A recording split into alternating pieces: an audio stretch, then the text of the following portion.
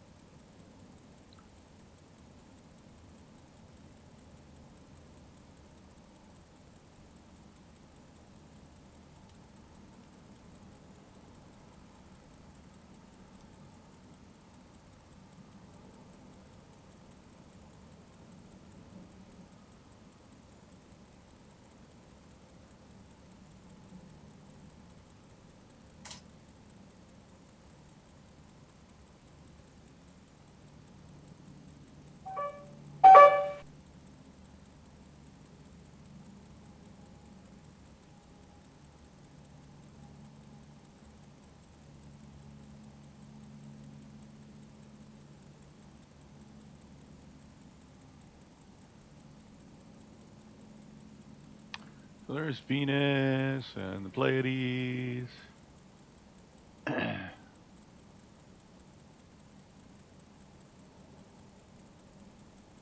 There's Polaris.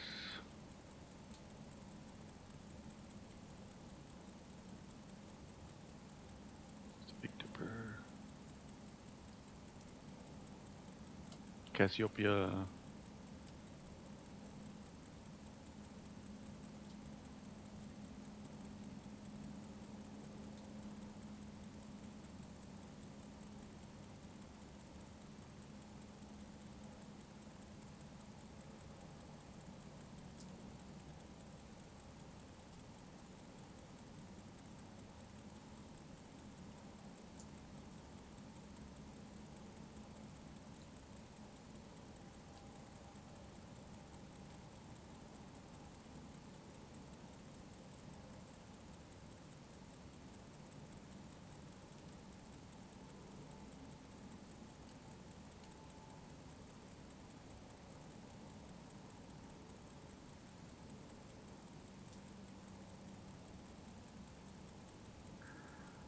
It's just like checking the stars. They're pretty round now. Of course, these are short exposures, so it wouldn't make any much difference, really.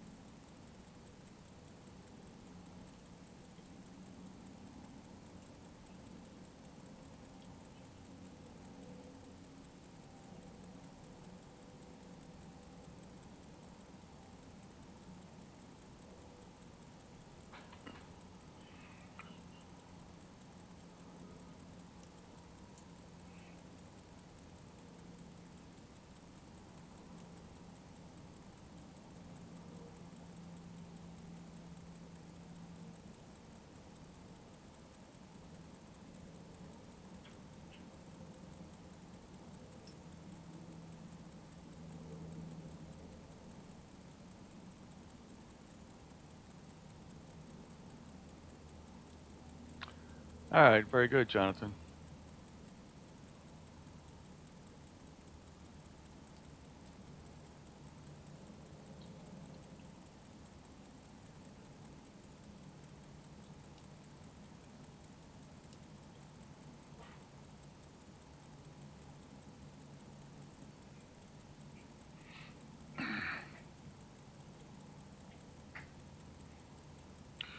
Yes, it's like watching grass grow, watching the little green bar go from left to right. My wide field's got a nice field of view, though. It's Venus there on the left edge of the that camera with the Pleiades up there and Cassiopeia.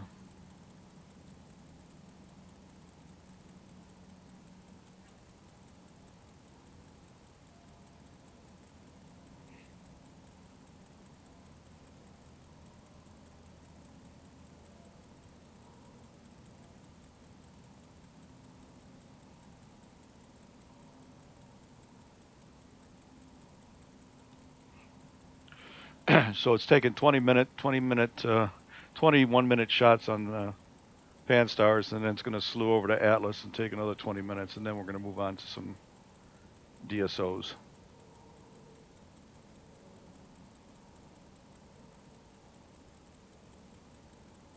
Actually, I need to check another thing. I don't remember when it's up.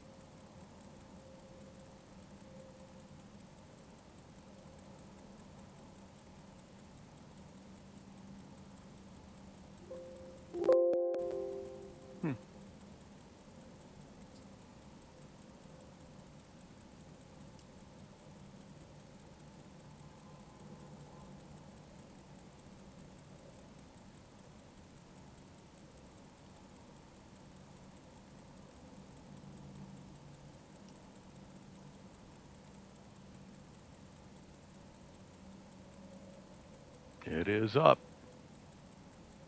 It is in. Let's see where it's at. In sextants, it'll be pretty low. No, not necessarily. I need to take a shot at that tonight.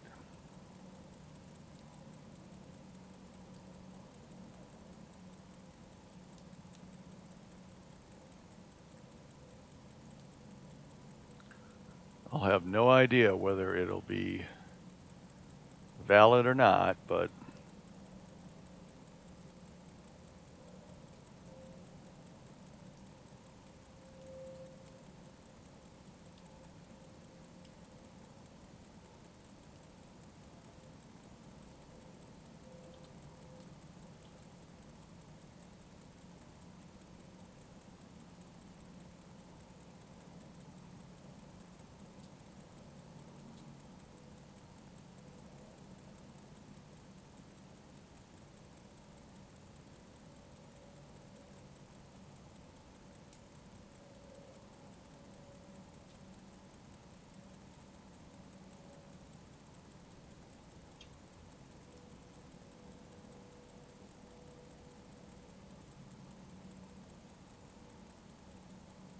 that should be fun.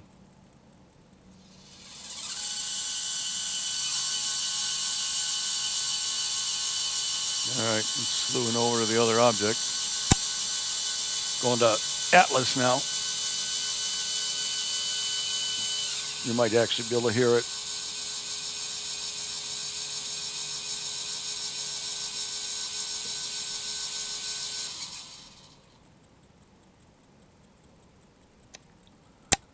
It's got to do a plate solve.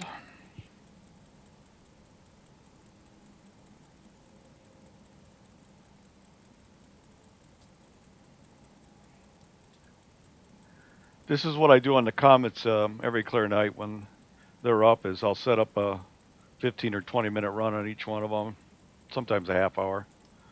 What I'm planning to want to do with this T2 is I'm going to go back to that parts of the sky that I didn't get because it was cloudy, and just take 5 minutes on each of those and build a giant mosaic across the sky over time.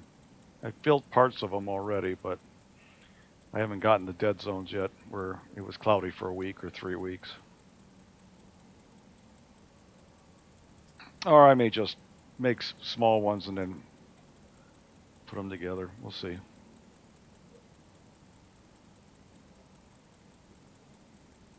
I want to see how far off this is. Adjusted my polar alignment tonight. It's the one thing about this mount. It doesn't hold a polar alignment real well. You know, over a period of a month. Well, I can't say it slips, but I can definitely say that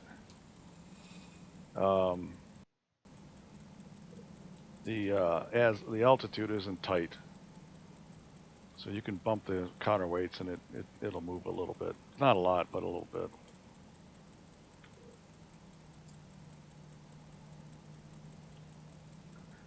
Of course, I haven't tightened them up recently, so maybe the cold weather's made them a little looser or something. I don't know.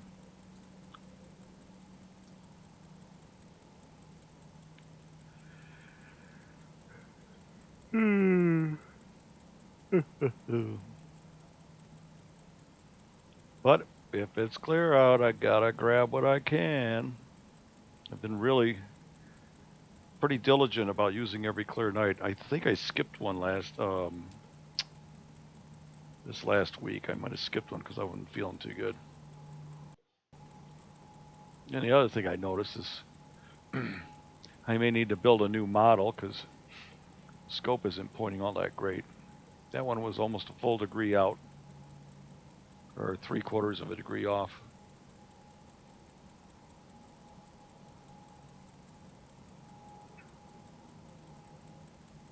I mean, it's there, but now it's only 200 pixels off. It should come in on this one. I don't know. We'll see.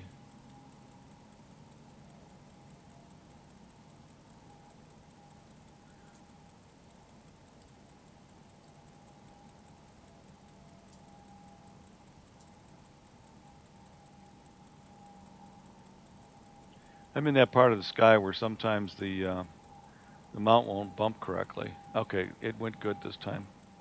But I noticed that the comets actually moved some off center since I actually put the coordinates in. This one's moving quite quickly. So it's going out now and it's starting the auto guider. Looks like it got a star. Auto guider's going. And it started integrating Atlas now. Automation is so much nicer than hunting.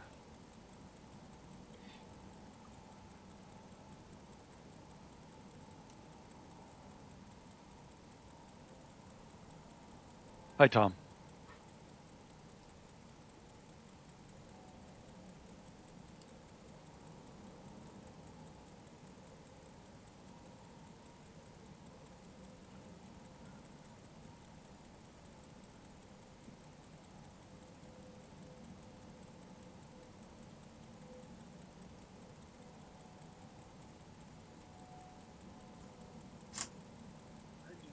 I do not understand Discord. Hey, Doug. Didn't you just say hello Yeah, to me yeah, I did. before? That was like I had I had. Let me shut off YouTube. Okay, that's what happened. I was listening to you on YouTube, and I had Discord on, and then I got your broadcast up on Discord, and I'm like, okay, we have a problem here. Yeah, for what I do, the Discord video's real poor. It's only transferring at 720p, but my Yeah, OBS is transferring at 1440p to YouTube. So it's pretty crisp in the YouTube if you set the resolution correctly. except there's that 30-second Yeah. delay. Oh, but if you're watching the YouTube only and that's all you're doing, it's you don't notice that. You don't know about that delay. You only know it's because you're in here with me in Discord. Yeah, I'm muted. I'm muted. YouTube. Okay. Now just be aware they can hear you. Oh no. It's one of the disclaimers. You come in here in Discord. If I'm streaming to YouTube, your voice is on YouTube. Yeah.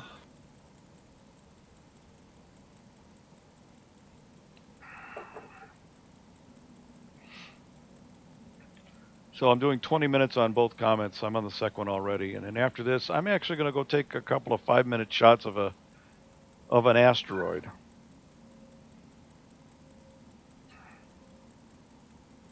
And then I'm just going to save that data away, and then the next clear night, maybe in 2 weeks or 4 weeks, I'm going to take the same area again, and then I'm going to blink compare them. Oh, that would be cool. Yes, because if I detect any motion, I know I found my asteroid.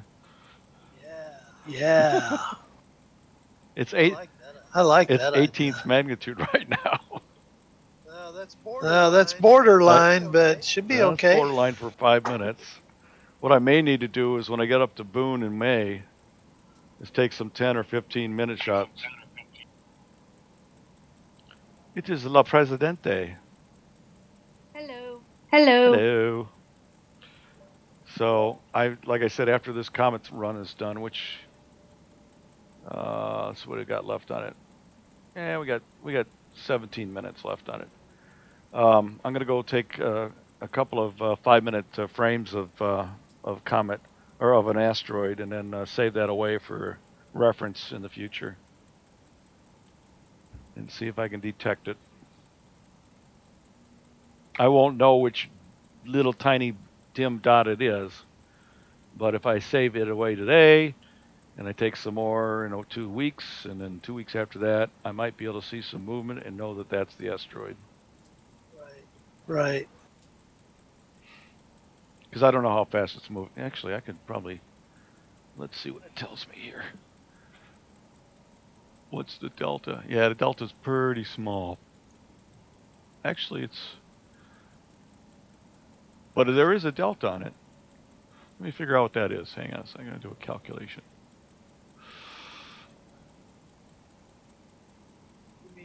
You mean astronomy requires math? Oh, Oh my gosh. absolutely. I did That's why we have. celestial mechanics in 1976. Yeah, that's why we have calculators. Oh, actually, I wrote software to do it.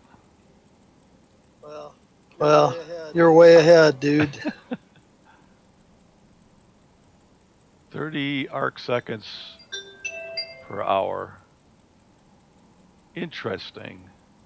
I might be able to detect it throughout the night. Tonight? Yeah. Let me verify this. Do it again. It's actually moving more. No, it's moving mostly in RA. Well, about the same actually. 0.008357 times 3600. Yeah, 30 arc seconds per hour. It's not a lot. So in 2 hours, it's going to cover a minute. Yep. It should cover an arc minute in 2 hours. I could do that. Take one here now at about 10 o'clock, and then take another one at midnight. And if it's still up, I'm not sure I'll be up at 2. I could take a third one at 2 in the morning. That'd be enough to actually determine that. So did you use a SkyX to determine that? Yeah. If you if you look on here, it has RA rate in arc seconds per second and dec rate in arc seconds per second. I just converted it to an hour.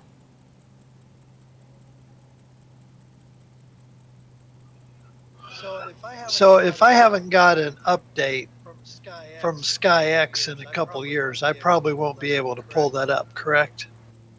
Right. You need to just, all you have to do is go into, when you're in SkyX, go into input on the up at the top and go to small solar system bodies. And depending on what you want to pull in, you can click on the comments tab and say, observable. Click on the observable, and it'll bring in all the comments that are observable. If you want to look at the asteroids, you can bring in the small asteroid database. Oh my gosh. Or you can bring in the large asteroid database. Okay, so which one are you on right now? P2? No, I'm on Y4, 2019 Y4. So every night I always go in there and update the observable in case the orbital elements change on any day, so I have the most accurate data because it's pulling it from the Minor Planet Center. Okay, so I've got it. Everything's clicked. How do I get that to open up and show me where it's at on the planetarium? I just do a find on it. Okay, so go up to find. Okay, I got find you. C/2019. Okay. 2019 space Y4, and it's Atlas, and then you hit the find key, and it will tell you where it's at. And it'll tell you what the rate change is too. It's moving faster than the asteroid that I'm going to go after, but but right now I'm on Atlas, and it's moving pretty good. Then if you start typing it, it fills in the rest for you. Well, that's so cool. I thought find center frame. Oh, yellow dot. Yeah. Let me see where you're at in the sky. I tell you what, something happened to my SkyX and I lost all my profiles. Well, I can't help you with that. I know I got to go back and recreate it, but oh my gosh, there's so much to change. So, but that's cool. What are all these other yellow dots? They're all comets. Get out. Yeah. That's crazy.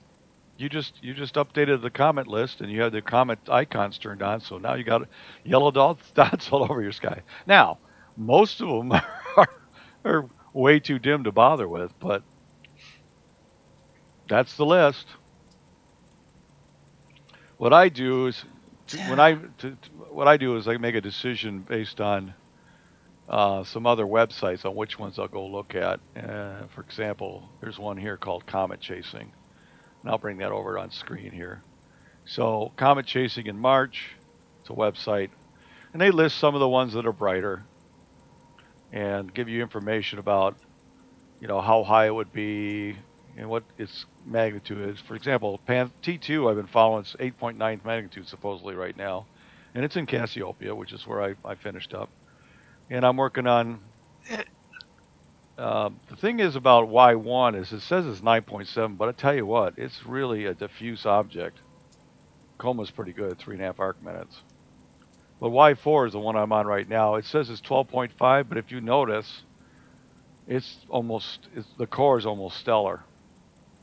It's pretty bright in this field of view I've got right here.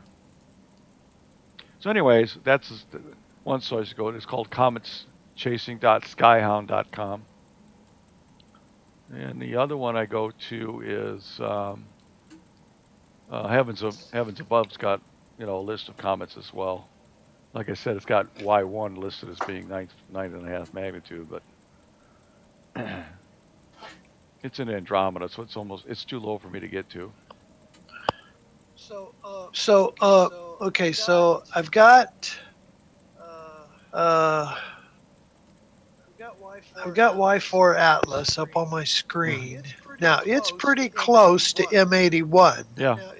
Now, which way is it traveling? It's moving in negative RA.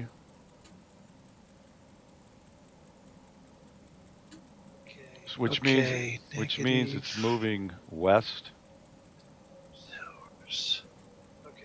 Okay, so there's no way you could get M81 and Y4 in the same shot unless you had a really wide. Well, you know what? Well, you've got a wider field. I can't get it in. My field of view is field of view is like 40 arc minutes by 27 arc minutes. So I'm trying to see if I could get it in my 200. Where is it here?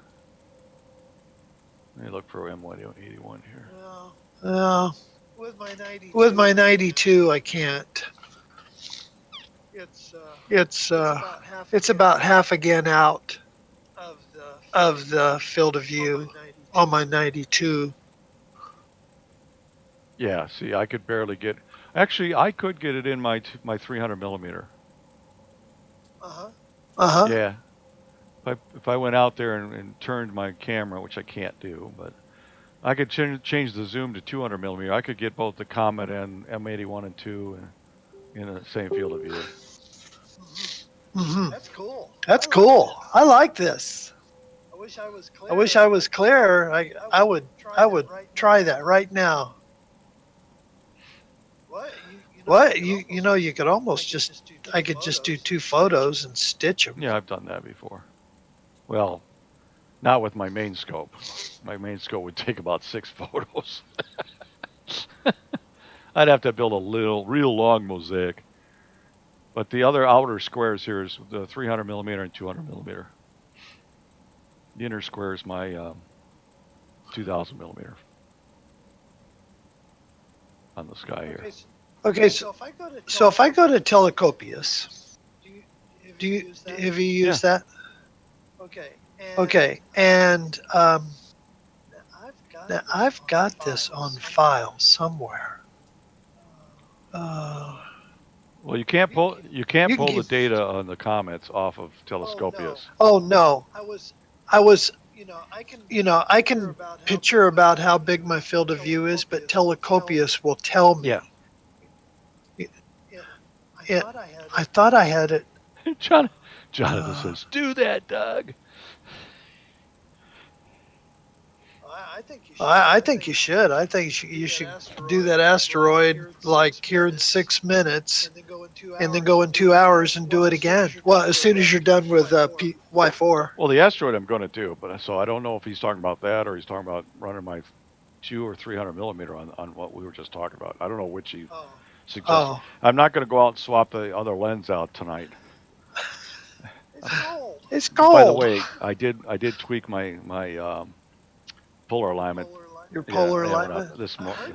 I heard you say something a while ago about being 200 digits off, 200 pixels off or something. Oh no, it's pointing terrible. It was 4,000 pixels off on the first slew.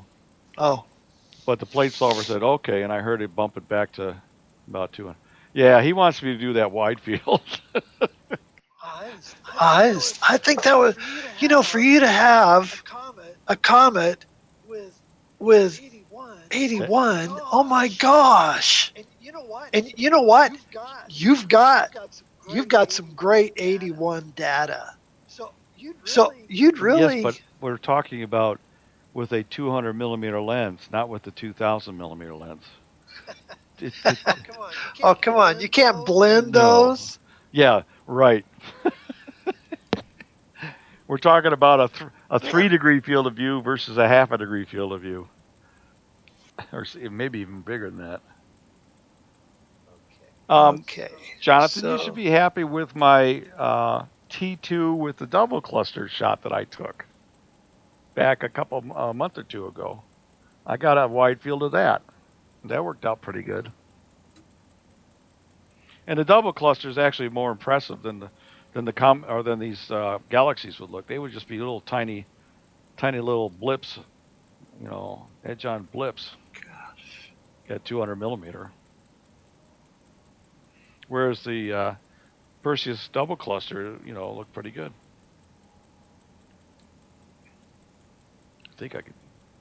I don't know if you've seen that. Do you remember seeing that? I don't know, but it doesn't say.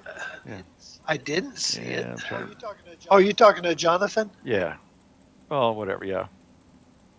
In fact, where did I put it? Who's Jonathan? Is that Parker? No. Parker's Parker. The Jonathan and La Presidente and Parker are members of the Warren Astronomical Society. And Jonathan is not in our channel. He's texting in the general text. In No, YouTube? In Discord. He's logged into Discord. He's just not in our streaming channel. Okay. So anyhow. Well, how do I get the typing part click up? On the click on the general under the text channels. Click on general. Click on general. No.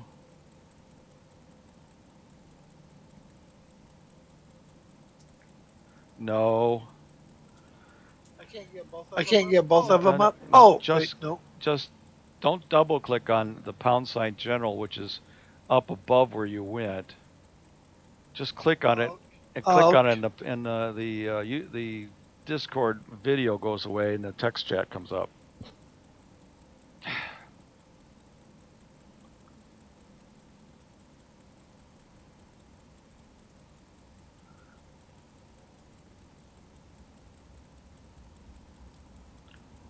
I keep having to drag you back here.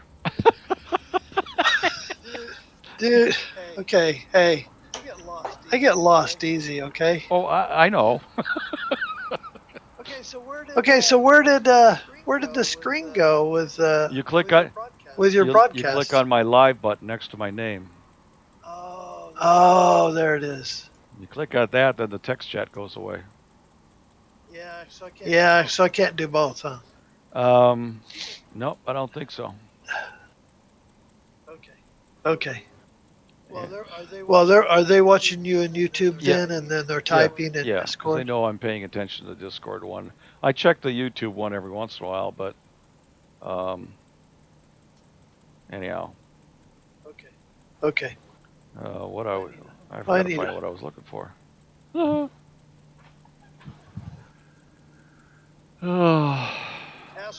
Asteroid. No, that's all. I've already got that queued up. That's going to slew in about 3 minutes. Okay.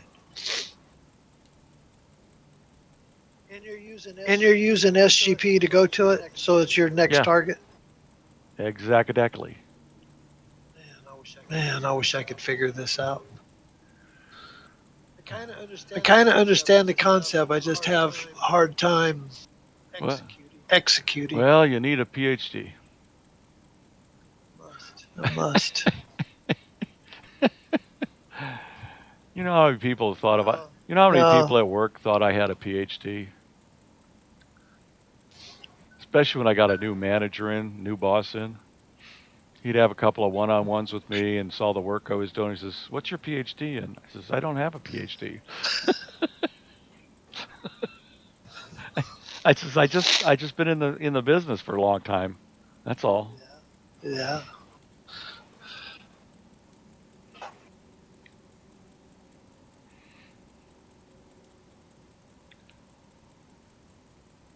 Well, I can't remember where it is, so I don't remember where I put it.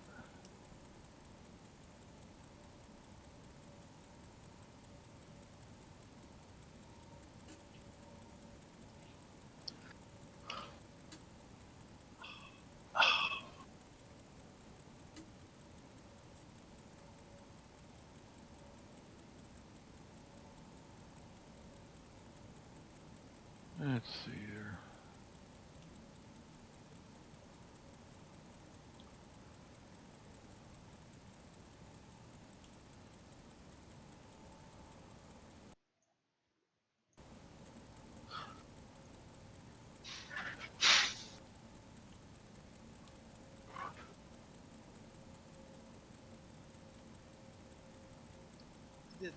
I didn't have both my scopes in Telescopia, so I'm doing my other field of view.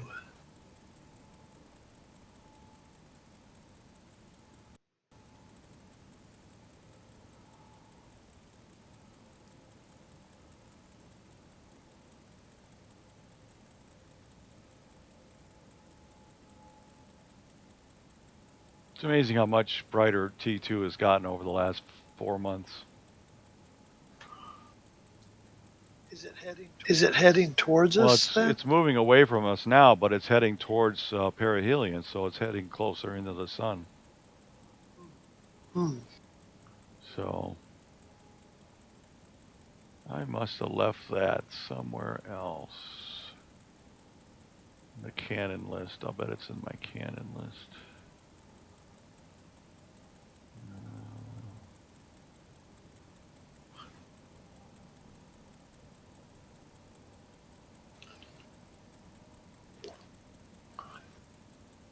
Okay, so it's not on the 14th. It has to be on the 21st of January.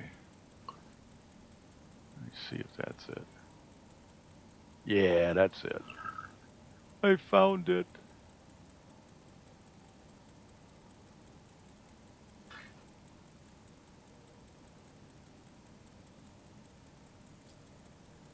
So here's Comet T2 with the Perseus double cluster. It's got pushed to the red a little bit, but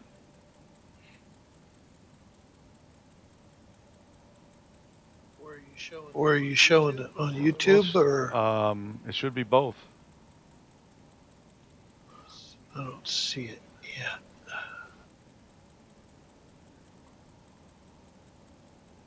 Interesting. So I'm broadcasting this. Let me Oh, open up nope, YouTube. I know why. Never mind. I actually no, it should be on YouTube. It should be on YouTube. It won't be. I see it. I see it on Yeah, YouTube. Yeah, yeah. right there.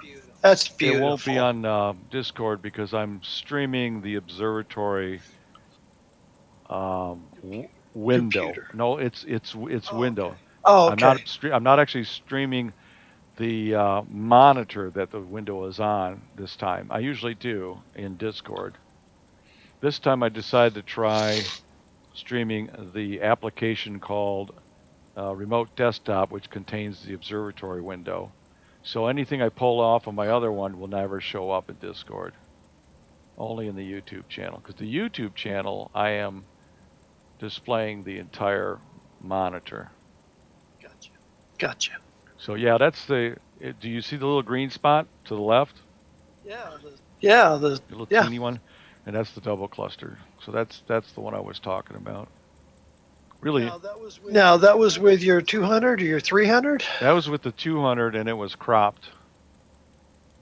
It's really noisy, but that is that is Oh, that is a it's, rich star field though. But oh yeah. oh, I'm taking my first asteroid shot. I see it. Let's see here. You know what? I don't think it moved. It did not move. The scope No, didn't it move didn't. because that's still the comet, isn't Yeah, it? that's interesting.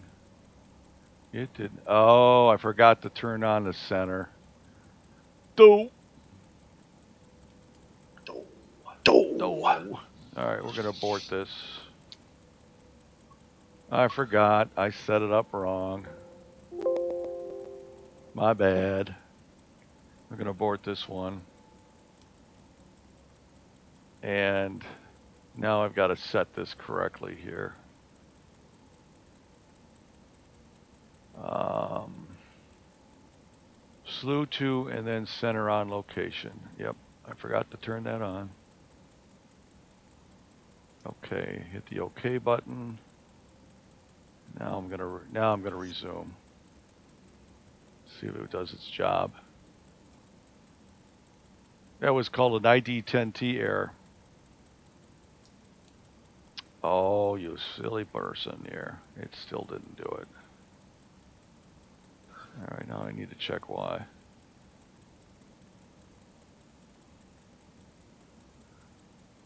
Let's see here.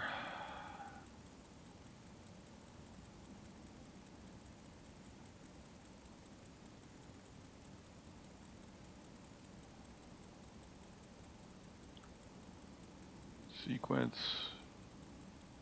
You said sequence. Yes.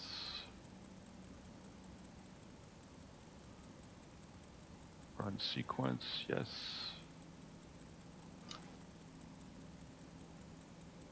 There we go. All right, now it's slowing.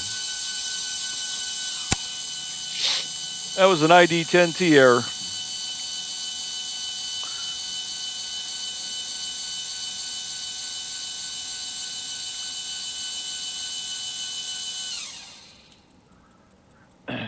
All right.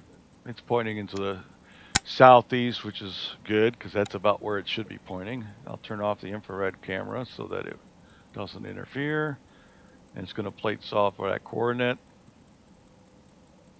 I probably should up the gain, but I think I'll stick to my normal gain so I can use the same darks. This will be a 5-minute shot once it gets centered. This is something I'd been planning on doing since last year. Was that once this object got above my horizon at night, I would go and start taking images of it, and it's in it's in the southeast, which is my sky glow out of the metropolitan area, but which makes it even more difficult.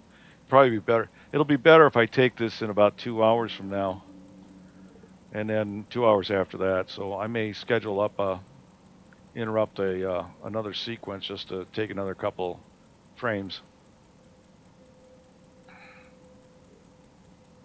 And I think I'll take only 3 frames, as a matter of fact. I don't need to take a ton of them.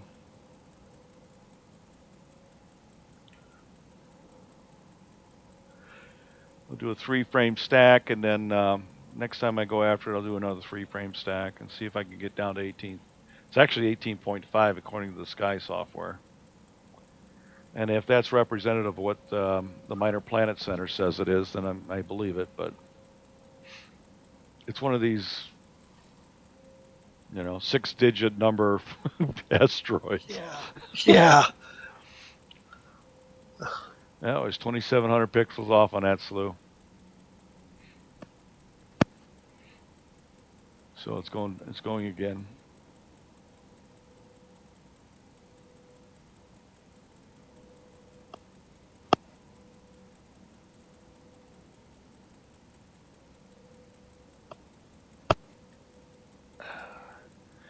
And I'll have to do my wife's in the fall because hers doesn't come up until then.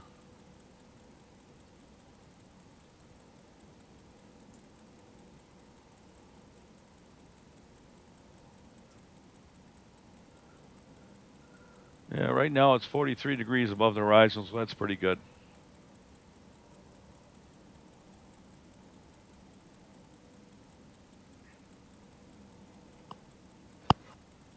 Ooh, you know what would be cool if it was right next to that big cluster of galaxies right there.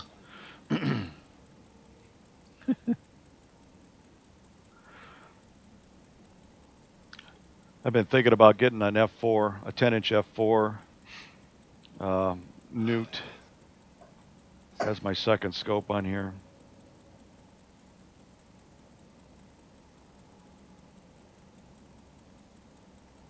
Those are cheap, aren't they? Yeah, they are actually. If you get the, yeah, if you just get the simple astrographs that they sell, they're not that expensive. If you go after the truss tube one, it's expensive. It's like 1,700. Oh yeah. That's I think I was. Yeah, I think I was looking at Astrotech's. I was looking at RCs, and I'm like, I can't afford those. well, that's that was part of the plan to get an RC instead of a Schmidt cast. I mean, I've got a Schmidt cast. I got a 10-inch LX200 OTA, but I don't particularly like it. Not for imaging, at least. So a Newt is considered a reflector. Oh yeah, Newtonian. Yeah, 10-inch F4 Newtonian. Yeah. I mean, I have a whole bunch of Newtonians. Actually, what I should do is put together my 8-inch F6 again. I'll have to get all new parts though. I'll have to get all new parts. I've got the mirror set, or at least the primary. I'll probably have to get a new secondary, but I should put that together in a lightweight tube assembly. I can put that on this mount pretty easily, and that would be a decent one. It'd be only 48 inches. 1,200 millimeter, something like that.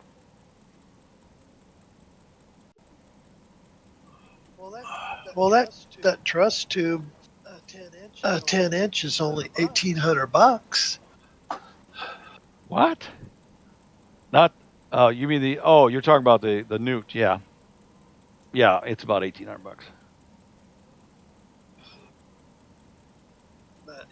But the steel tube's going to be a lot less. Yep.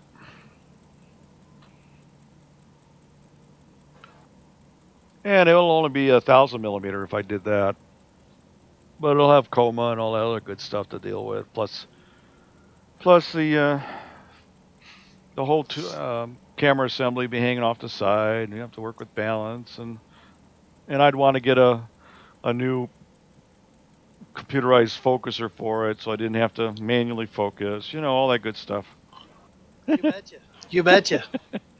It causes it creates a bunch of other problems. Yeah, Astrotech doesn't make a 10-inch tubed Newt. They got an 8-inch F4. Mm-hmm. Which would be good enough. Yeah. They're like $399. But then that's the real cheap. Oh, that's a used one. They've got one for $399. It isn't the OTA that's going to cost money. It's going to be getting the guiding system and a computerized focuser. That's going to cost more than the damn OTA.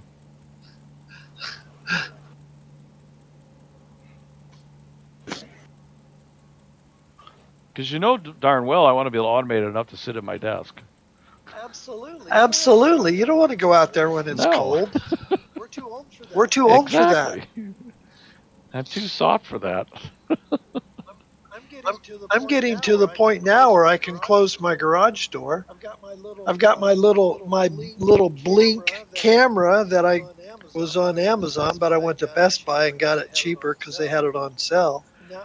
Now I set that out there on the wheel of my truck so I can watch the mount. I'm not worried about cables catching anymore because I've got my cable management under control. I learned how to focus through Sharp Cap. I know SGP will do it too, but I use what I'm the most familiar with. Yep.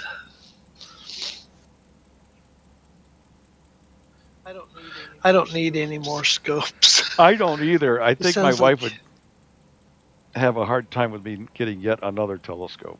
But if I were to refurbish one that I've got, and I, or to sell a couple to buy one. oh man, who wants to do that? I regret Okay. the 3 I got rid of. In fact, I now regret the 4 that I've gotten rid of. I got rid of a 3-inch Unitron, and I got rid of two 8-inch scopes, an 8-inch f7, an 8-inch f9.4, and I got rid of my 20-inch Obsession.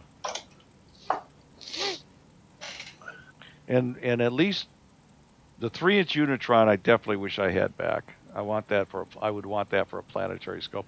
And yes, I would sit out there and dink with that, manually focusing and all that. I wouldn't want to, but I would, just because it was a that and my 8-inch f9.4 they were both outstanding planetary scopes. Do you have an Astromart account? I don't know. I might. I've I let mine I've never expire. used it. Oh, well, I did for a while, and then I found Cloudy Nights, and I'm like, why should I pay for this? No, when I got rid of them, I sold. Roger Tanner had 2 of them. There was a guy in the Warren Club that was looking for a telescope back when I had my 12.5 in the observatory going, so I wasn't using my 8 anymore. Oh crap! Yeah, my sky glow is getting me there. All right, let's bring this back down here. 5 minutes might be too long. I got too much sky glow. Okay, so somewhere in near the middle of this field of view is supposedly the asteroid.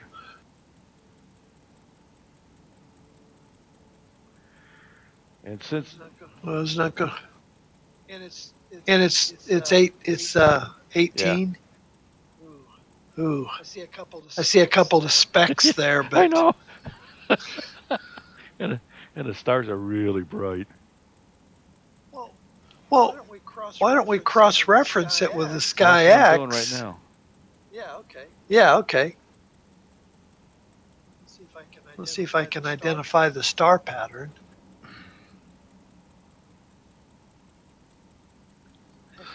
Heck, I'm on the same thing. Let me zoom in. Maybe I can pick it up. All right, let's see here.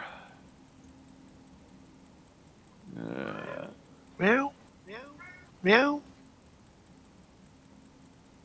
Okay, I think maybe that's a reasonable size for both.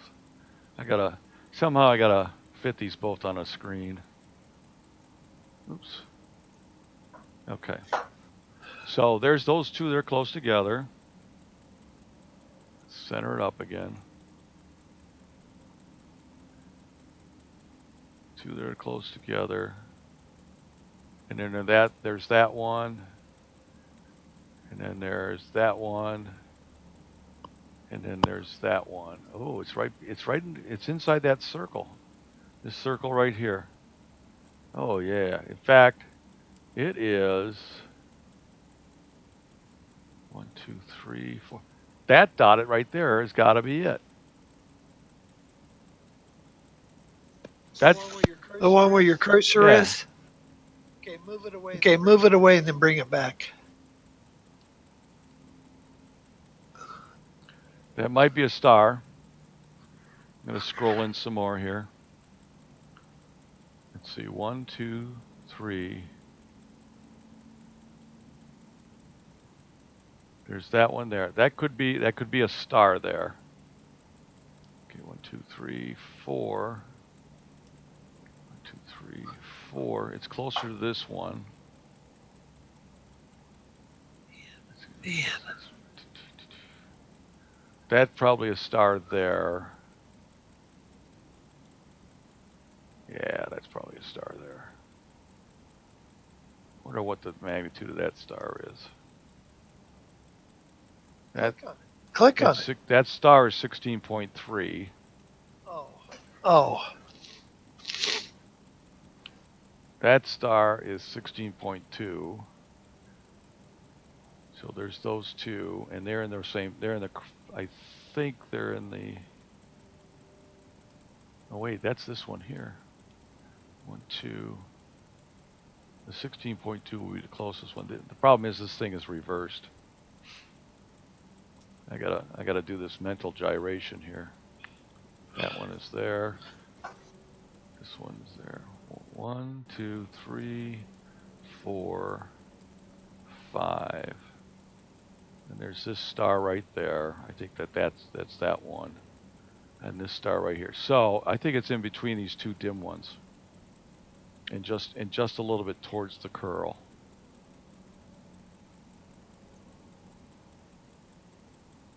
And I don't see nothing there. So I'm picking up the 16.2 and 16.3. But I don't think I'm picking up the asteroid. And it's a 18? Yeah, 18 and a half. And if you look at my histogram, see how much black's to the left? That's how far the light bulb pollution has shifted it. So let me see here. What is this guy? This one's 18.82. This PGC off to the side here. And that would be on this side up here. Actually, I can see that one. Or can I? 1, 2, 3, 4. No, I can't see that one.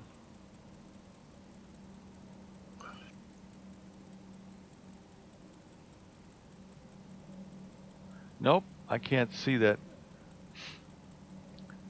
So I don't think so. I think these are the two 16th magnitude stars there. That's what those look like. Yeah. And it's kind of in between those two. And just down a little bit from it. And I can't detect anything there. Now, when I stack these, I'll have them debayered. We may have a pixel there. We'll see.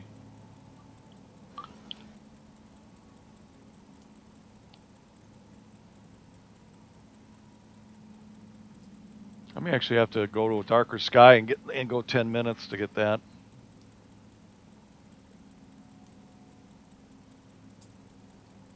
Ow. Oh, my arm hurts. But that void between those two dim stars is where it's at, and just off to the left a little bit.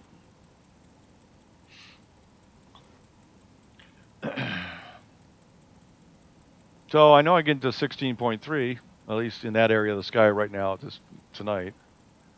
Again, a lot of sky conditions can make it different. I've gotten dimmer than that, usually in the northwest, where it's darker.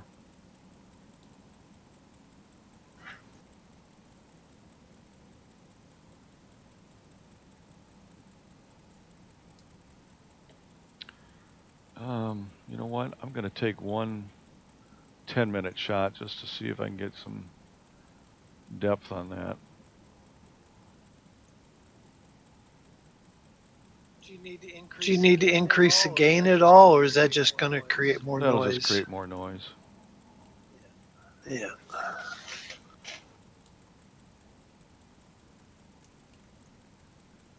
We're going to take one 10-minute shot. Can you hear the piano? No. Oh, okay. My daughter's playing the piano. When this 10-minute shot, well, not only will increasing the gain increase the background sky glow, but so will this 10-minute shot. That histogram will go halfway across that graph. When I was up north, I was able to take 10-minute shots, and that histogram started on the left edge, even after 10 minutes. There was hardly any sky glow at all. That was kind of neat. Error during callback. Where did that come from?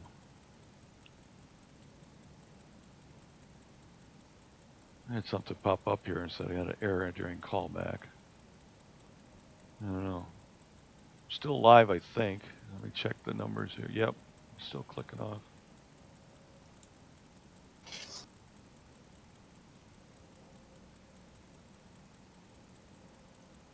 I got some mail in here.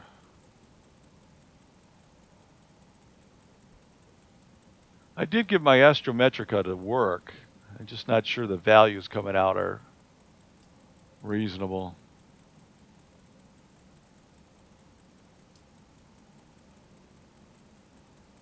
Something from the IDA. Something else from the IDA. Something else from MPC or Astrometrica. Okay. Nothing crazy.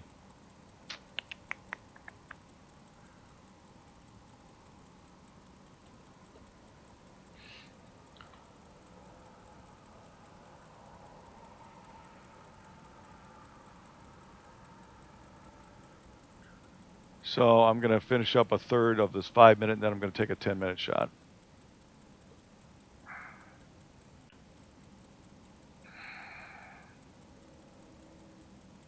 I think taking a 10-minute shot from my skies here in the southeast area of the sky is not even going to be worth it, but I got to at least try.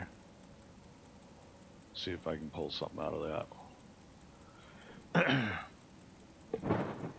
What I need to do is, oh heck, I should go up to Boone this coming week. We're heading towards new moon.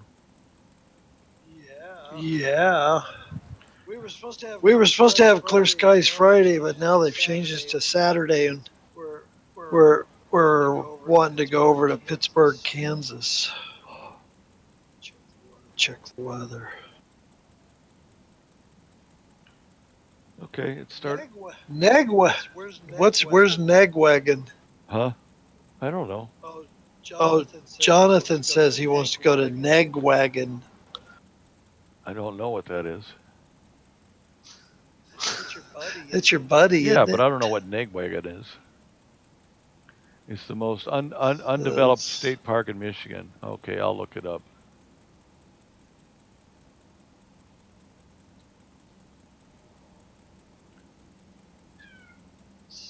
See. Man, I might have partially clear skies Thursday, but Saturday looks killer. No wind, no clouds. High of 50, low of 28. Saturday looks great. Friday's a wash now. Oh, that's just south of Alpena. You're going to have glow in the north. But that would be reasonably dark. I'll bet you it's not any darker than Boone. Let me check. Yeah. Oh, he's a visual guy. Of course he is. Yeah, you don't care. Well, what he likes is the fact that it's a international, or it's a dark sky site now. So okay. It's a park that's been designated dark sky up here in Michigan. We've got several of them now.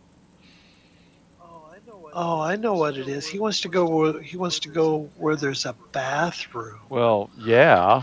Well, there's a bathroom at my place. I got a porta-john. which is probably cleaner than the pit toilets of some of these state parks. What I liked was there was a Smurfs used to be in Bortle 2 or Bortle 1 back 20 years ago. That was dark. It was darker than my place. Oh, you got a cottage nearby. Soft bed, snacks, and some. Oh, look at it, guys. Oh man, you're getting soft like me. Yeah, but does she have Wi-Fi? That's the question. Don't need no stinking Wi-Fi. Well, sure you do if you want to broadcast on YouTube. I ain't gonna do it from up there. Is she the president? No, Jonathan's. Oh, La Presidente is, yes. She's the president of the club, yeah. I thought Jonathan was typing. I had to look closer there. My font is pretty tiny on the screens. Dude, I, I can't even. I'm looking at your Discord broadcast, but I have to go look at YouTube, and it's running 40 seconds behind, and I'm like a couple of times I'm lost when you're trying to find the star Oh, yeah, or the yeah. asteroid, but it's okay. Well, if I if I pay money on Discord, I can get 1080p output. Right now it's only 720. Yeah, I'll chip in a couple of bucks. Anybody can actually buy bonus, whatever upgrades or whatever, just by for this. They just specify the server, and anybody can put money in. It'll get bump me up. I haven't. It's free right now. I haven't bought anything, so I'm not soliciting. I'm just saying that if we were to use this, the best I could the best they'll broadcast is 1080p. YouTube's better. I can broadcast my entire 1440p screen here, which is 3440 wide. Well, sounds good, Diane. That sounds like a fun thing to do. Hopefully, it'll be clear for you.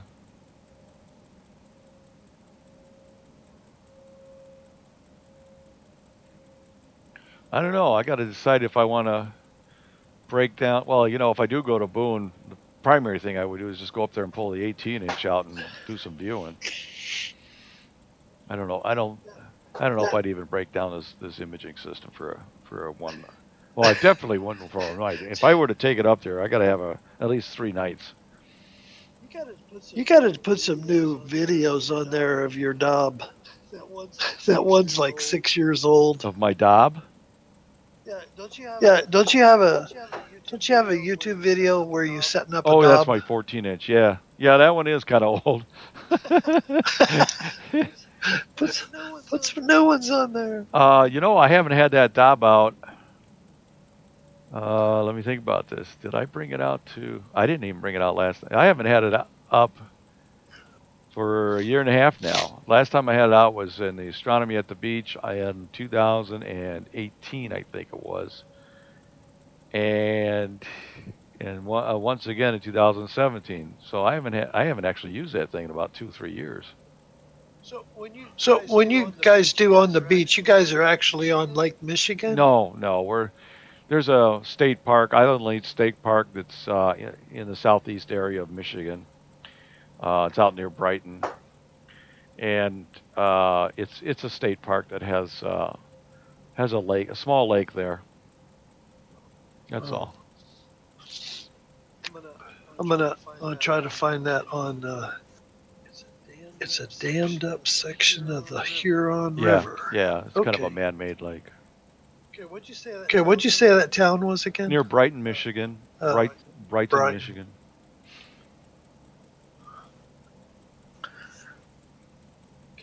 Okay.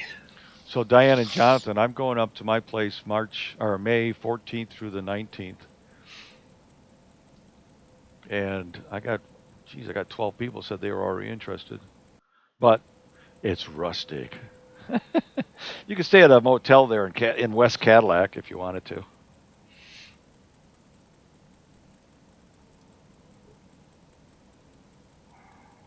I don't see anything near Brighton. Island Lake State Park. Maybe I should have typed that in. Yeah, I think you should have.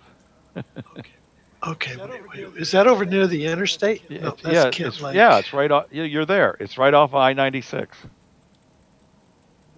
I-96. Okay, it's going to be to the north. No, it's just south of I-96.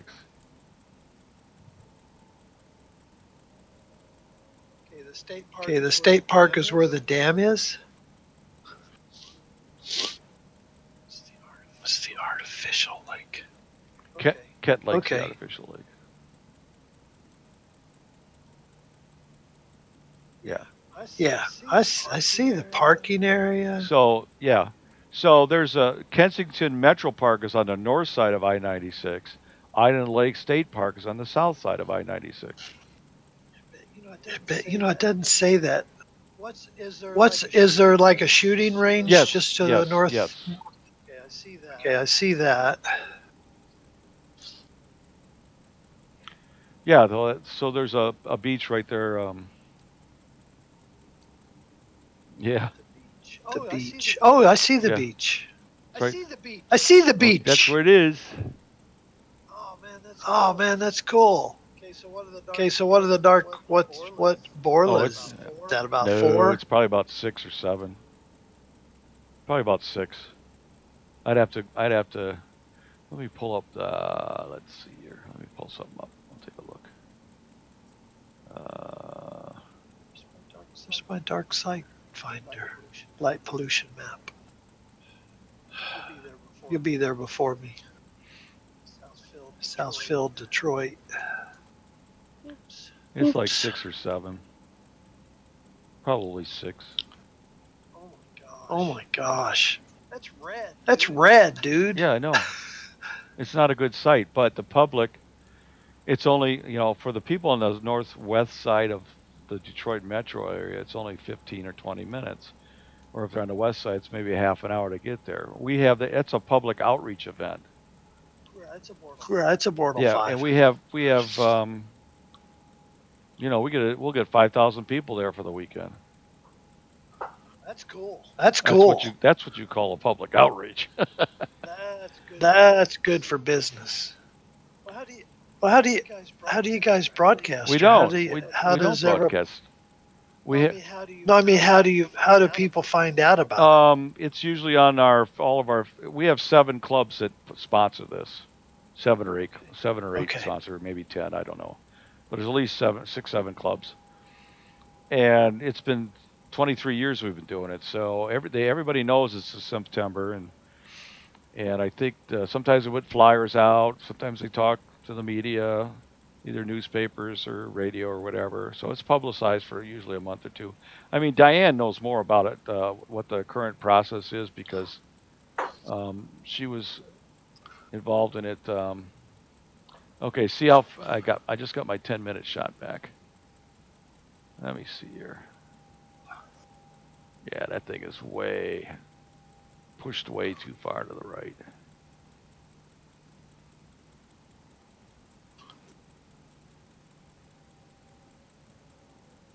This thing is really slow. What is going on here?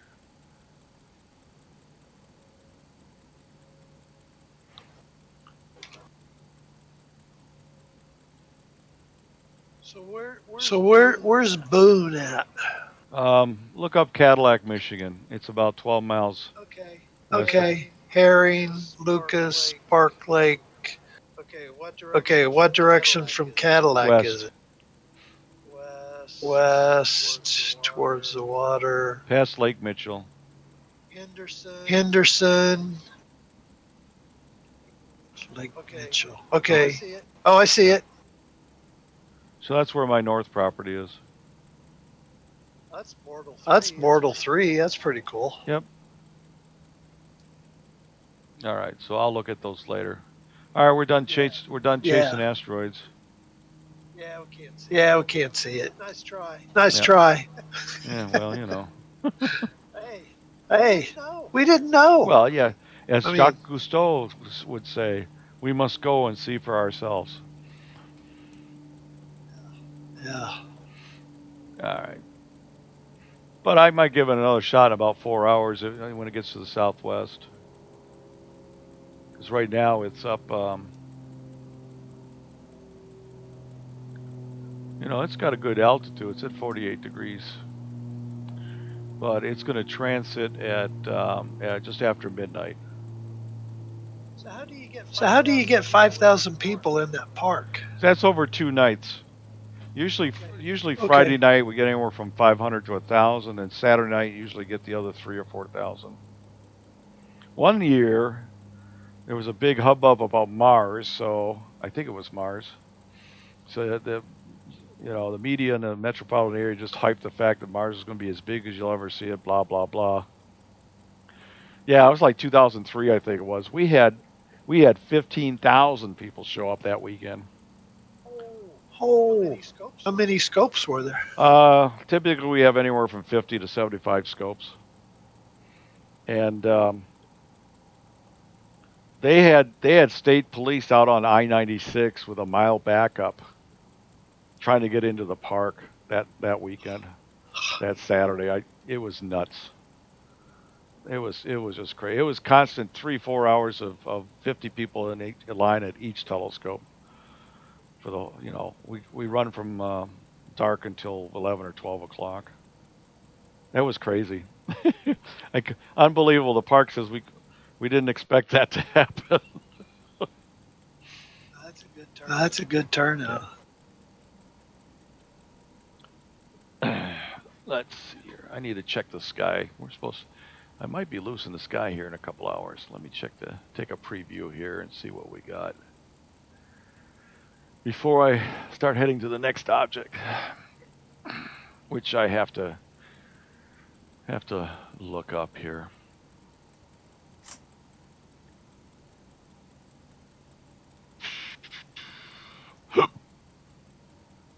I did a couple of interesting galaxies last night. I need to start hitting the Virgo cluster.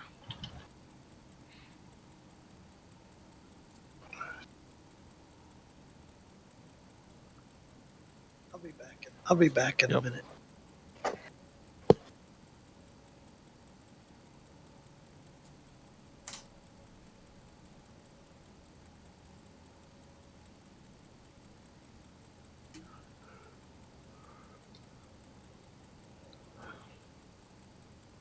What the hell is going on with that?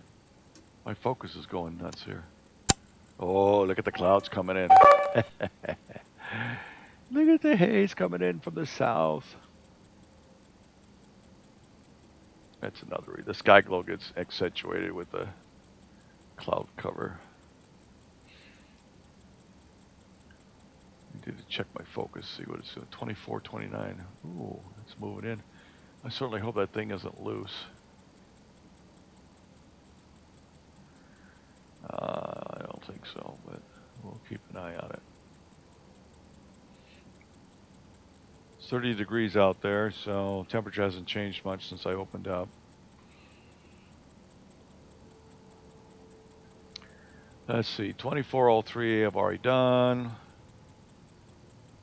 Let's see here, 3521 I did 2 nights ago, along with 2903.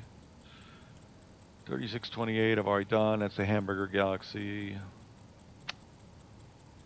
I want to look at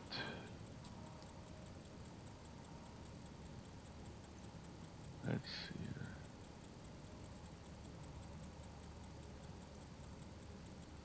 Let's see here. 106 I did already. Did I? Yeah, I think I've done 106.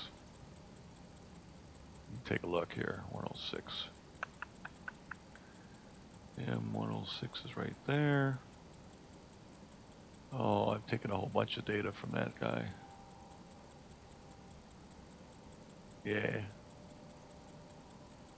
Done a whole bunch of data on this guy. Let's take a look at some of these.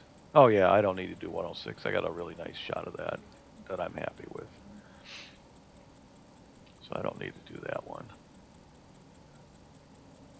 Let's see here. 4437. Let me look at that.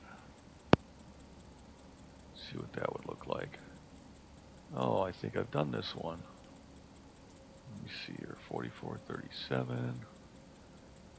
Go look at my list. 44. No, I have not. There's a candidate. 4437 is a little edge on. Let's see, where's it at? It's in Virgo. I got one you can do.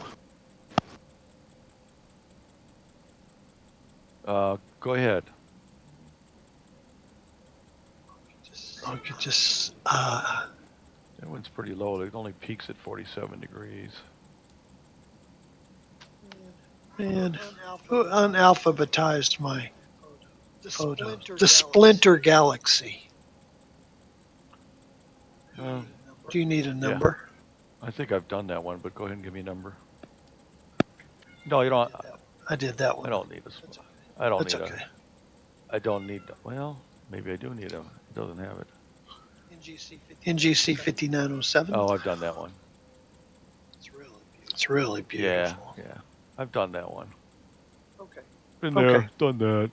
And it hasn't even gotten above my horizon yet, so. But yeah, I've done that one actually. Oh no, I gotta go back to where I was. Where was I? 4437. That one I wanna gen up here.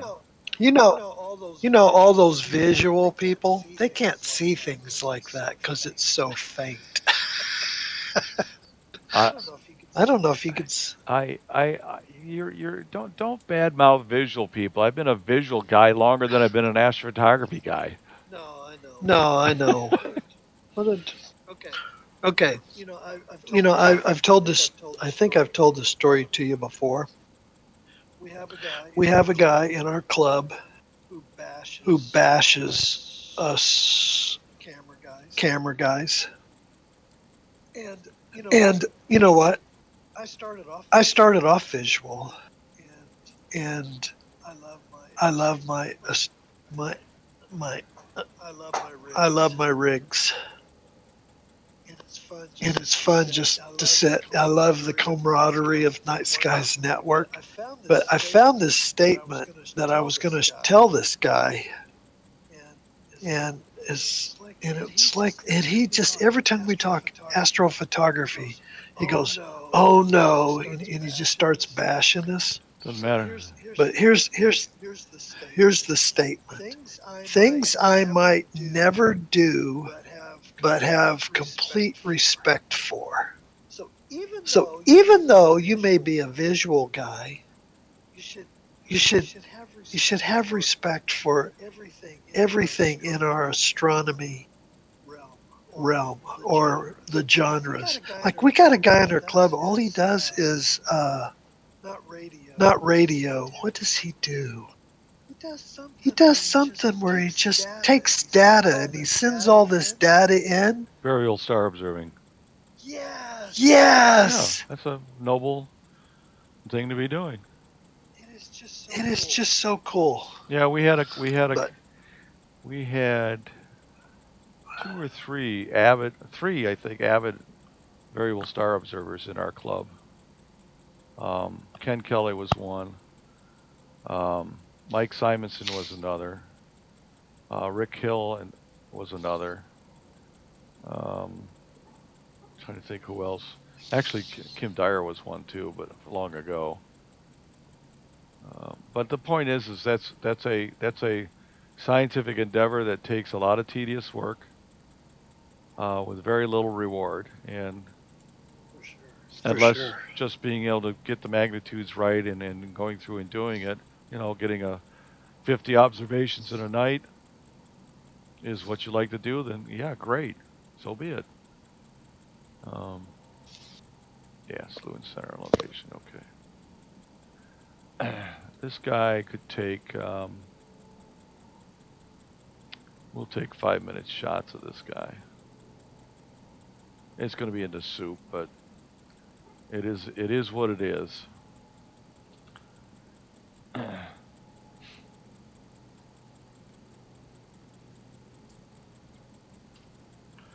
And for a little while, I'll do some stacking on it, but we'll go ahead and run to see. I think, let me see what this planner tells me where it's at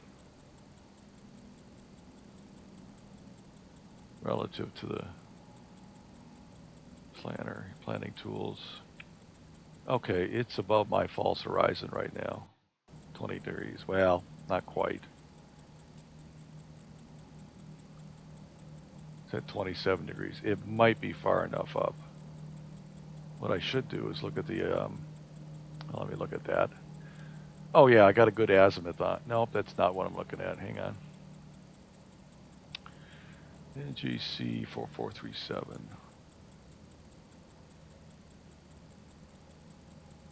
Find Azimuth's 116. It's probably, it might be a little too low. It's only 25 degrees off the horizon. I may be looking in a, let me think here. It is 26 degrees from due east in azimuth. I might be looking into the tree there.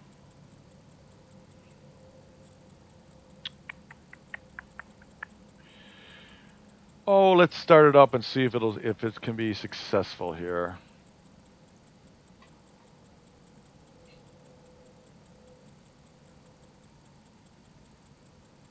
Actually, let me look at one more thing here.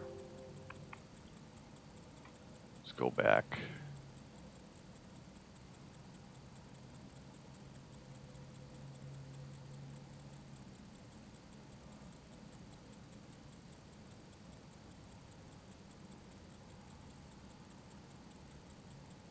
I did 3521 2 nights ago. Did that one. I want to do 60. I should do 65 and 6. This is what I should do right now. Actually, I've done 45, 65. I've done 65 and 6. Let me look at the quality of those shots and decide whether I want to do them again. Process pictures. M65.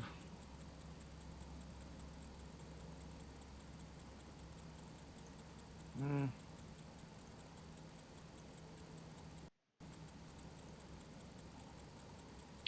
12. I only got 1 hour on that. All right, so those aren't too bad. Let me look at M66.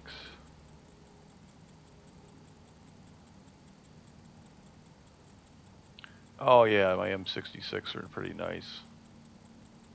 I don't think I'm going to bother with that. I got a nice M66. Here's my M66 from last March.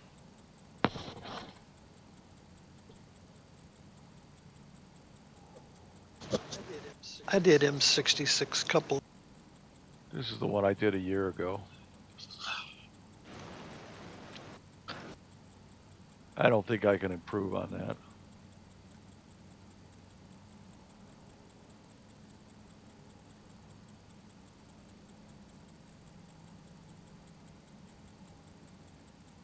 Oh my gosh. Oh my gosh. That's gorgeous. That's gorgeous.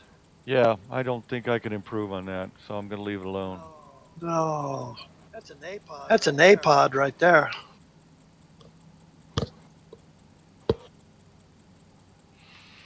Yeah, we're going to leave that one alone. I don't need to do that. 65 is maybe, I could put some more time on 65. M65. Let's take a look at that one. Yeah, I could put some time on this one. This one's only got an hour, and it's got dust on it. So let me go do 65.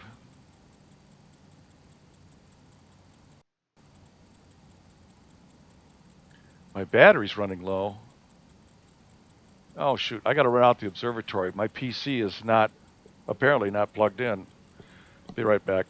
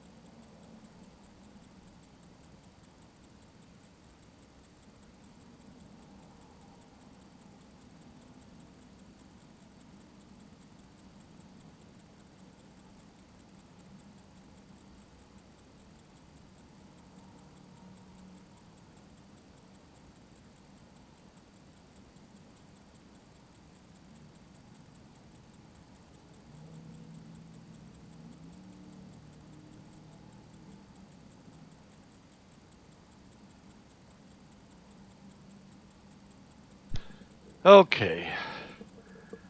Apparently it was plugged in, but not plugged in all the way. It looks like it should be good now. Yeah, that was down to 9% left.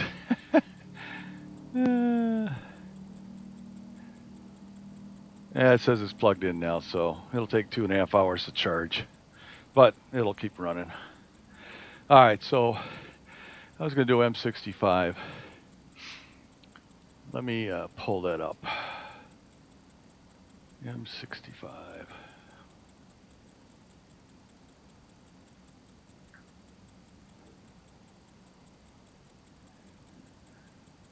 Yeah.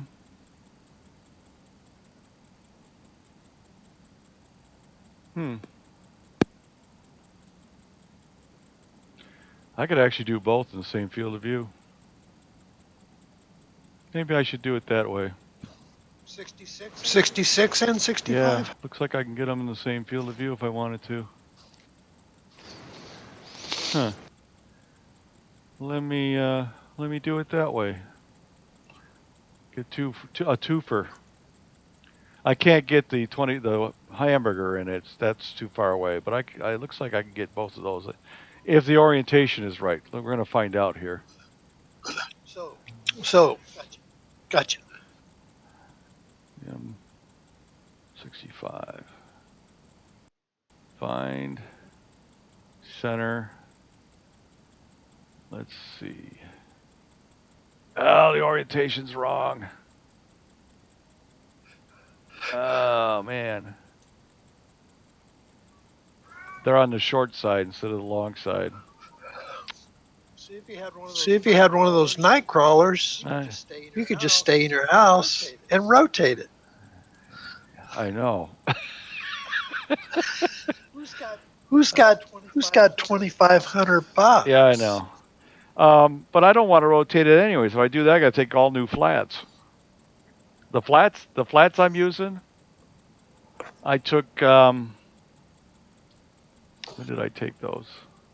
I have not changed the optical system since I took my last set of flats, or my darks, in fact. So the darks doesn't matter, but the flats do. But I'll tell you what. Let me slew to this position.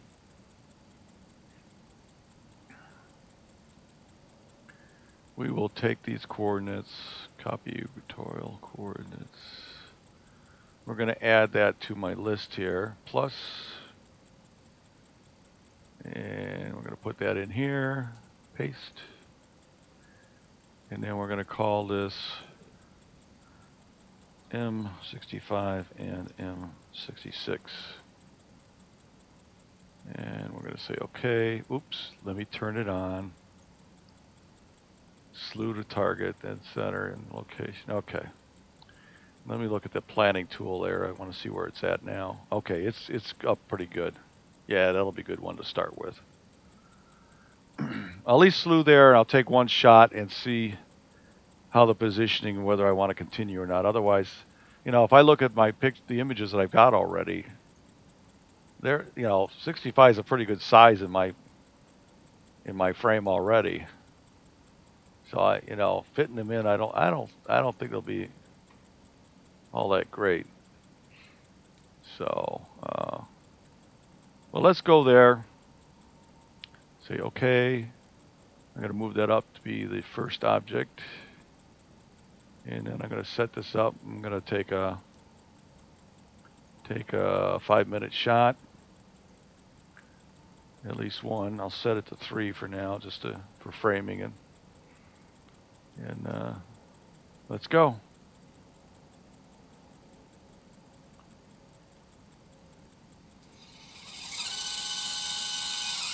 Scope is moving. Scope is done moving. Boy, if I'd gone to bed, I would have been pissed because this thing would have powered down in about 10 minutes. If I hadn't gotten that warning. I had it plugged into the strip, but apparently it didn't plug it in all the way. Let's see what my preview looks like, because I just moved a little more southeast. See what the cloud cover's doing.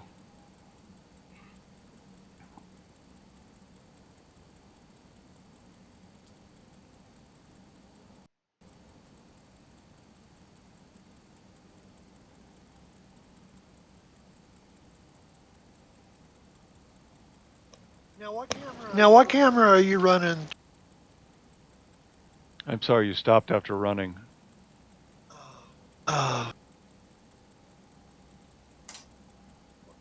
What? Through backyard. Oh, my Canon T3i. Oh, okay. So you don't have one of those little designated. All skies? No, Yeah. this is my Canon T3i with a 16. with a 10 millimeter on it. 10. Wow. You notice the Big Dipper to the left there? I I think that is. Yeah. I can see the Big Dipper on the left edge of that screen, but I'm pointing into Leo. That's how wide this thing is. Okay, it's centered the first time. It solved the very first time. It's starting the integration now. On the first. Let me see if I can. Yeah, the framing is there. Look at that. The two cores are in the field of view. Now, where that extension goes out, if my camera was rotated 90 degrees, it would be better.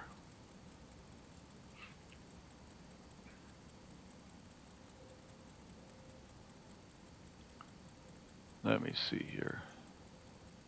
M65's kind of the center. And then I got the hamburger. Your audio's breaking up. Oh. I'm only hearing every third word. Two out of three words I'm hearing. So how do I refresh Discord?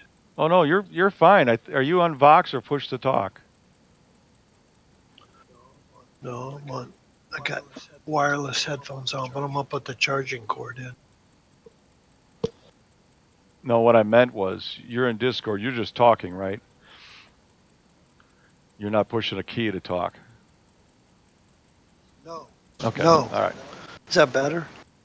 Yeah, I'm hearing your whole sentence. Okay. The thing is in Vox, depending on the sensitivity, it can drop you as you take a breath. Yeah, I know it would be better if it was 90 degrees, but I'd have to go out and rotate the entire on-axis guiding port and cameras and all that 90 degrees, and it would take me 15 minutes to do that probably, and then I'd have to take new flats. But you know what I can do is I can take each individually and then make a mosaic. That's what I should do. That's what I could do is I should focus on 65 tonight, and then take all the data from 66 and build a mosaic with 65. Then I'd have them both in one field. Because you got a beautiful. So I'll take this first one back down here and we'll take a look at it. Get the first image back and take a look at it, and then I'll decide maybe I'll just work on 65 because my 66 data is fine. And if I get enough, the question is whether I have enough overlap. Actually, I could probably use these 3 frames for the overlap segment. So here's another question. I don't hear. Ooh. What? You don't hear me? You said here's another question, then you stopped. Can you get 65 and the hamburger in the same frame? I don't think so. I'm gonna have to. My wife's gonna kill me if I don't go spend some time with her. Here's my field of view, and the hamburger is way up here.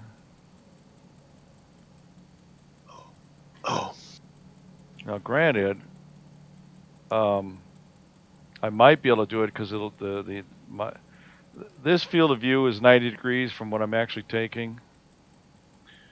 So if I were to put this in the one corner, I might be able to get the hamburger in the other. But I got a nice hamburger shot too. I've already got that. If I actually did a mosaic of these guys, they would go together pretty well. I might actually have enough data to do that. What is that, 2468?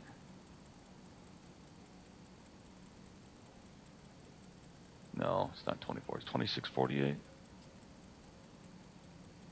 No.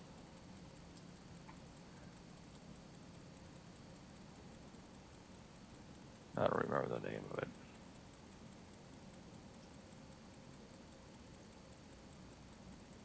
$36.28. Okay.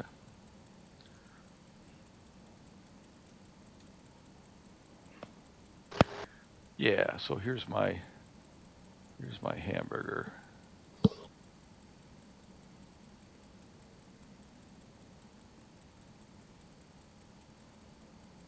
Bring my hamburger up here. Actually, I've got several different processings of this. I think this one's actually better. This one right here.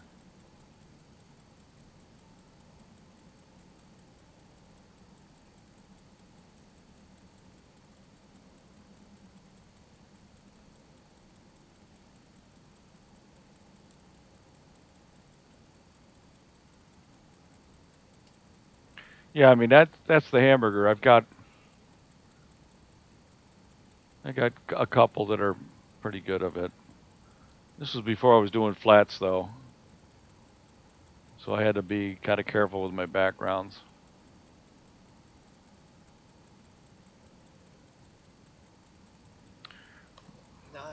Nice. But I don't have the field of view to get them all three at the same time. You need about a 2-degree field of view. Or at least a full degree. I don't even have a full degree. I've got 47 arc minutes on my one long axis. So. Let's see, did we get our first frame back yet? Yep. Let me stretch it here and take a look at it. Yeah, that's too close to the edges. I'm going to go after 65 by itself. And then I'm going to try to create a mosaic. So what I need is this. And Why don't you use SGP mosaic? Because I only need to get one of the 3 galaxies. And Okay. I'm just going to do... Well, Doug, I gotta go. All right, take care, sir. Doug, have a great evening. You too. Diana? Jonathan? Is Jonathan and Parker the same guy? No. No. Okay. Well, I wish I could stick around. Take care. Hey, question.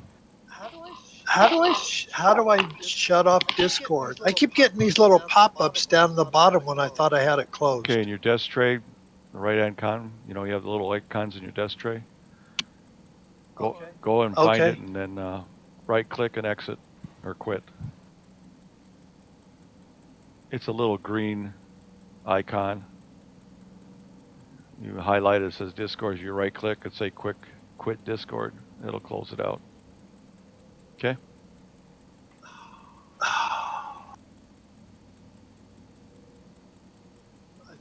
I think I've got to get out of. I got to get.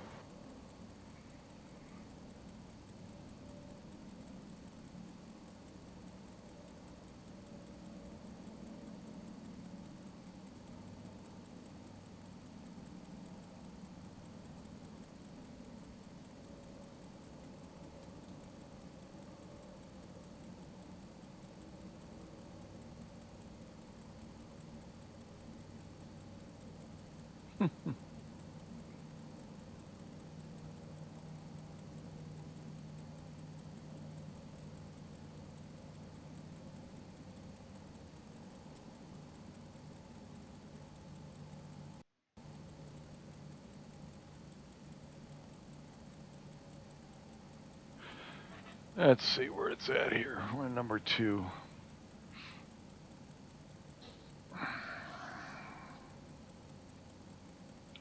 All right, while that's running, it gives me about 5 minutes to add 65 to this. So, oh, I already did that. I already added it there. Okay, and I want a slew and center on it. Okay, so okay, and we're gonna move that up the list.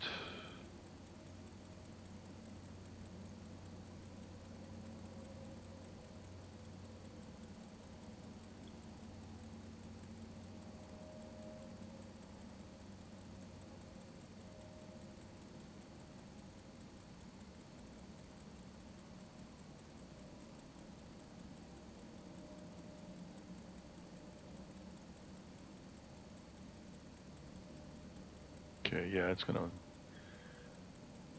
be about 1 o'clock before it hits meridian.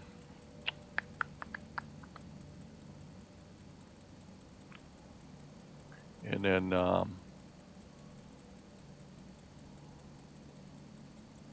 I could actually run that one all the rest of the night.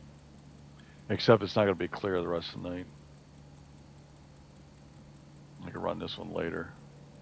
We'll try to get 2 hours out of the sky. I don't know if the sky will hold out that long.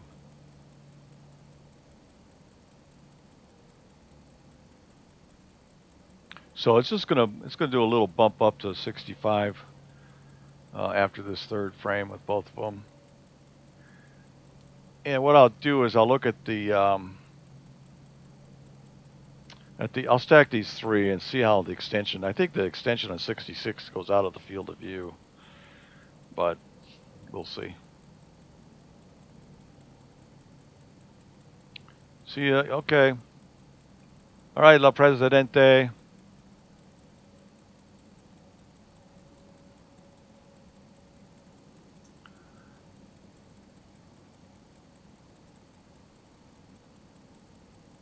Oh, I might have had a cat come in. All right.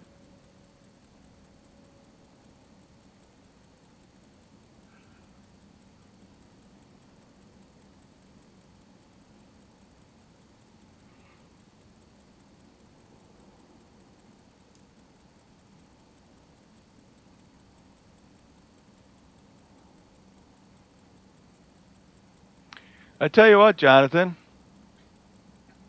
the club buys me a rotator focuser. I'd be willing to test it out for them. I'm one of those people who would definitely put it to use. Optec's got one. I could use Optec. I've got the Optec controller too. In fact, the 3-inch would be perfect. Replace my 2-inch focuser with a 3-inch focuser / rotator. That'd be awesome.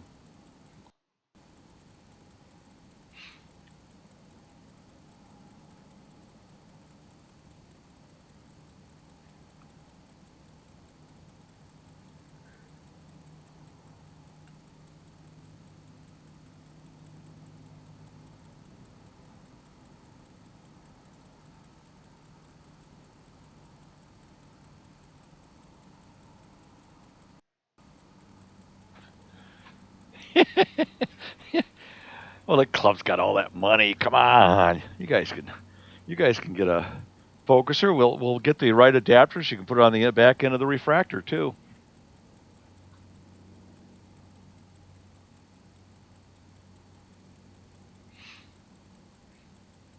I just want to borrow it for a little while.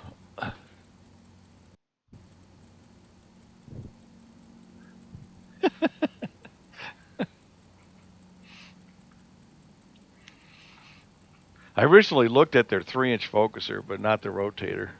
But here's an example where the rotator would have been kind of nice, but I'd have to take flats and everything, so it's no big deal. I can do this in a mosaic.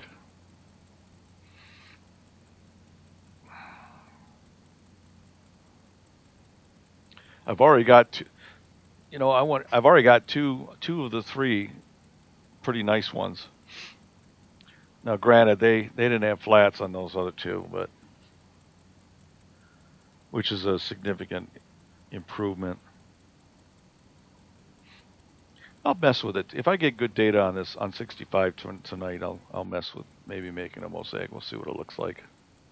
Sometimes they don't come together very good. Sometimes they do.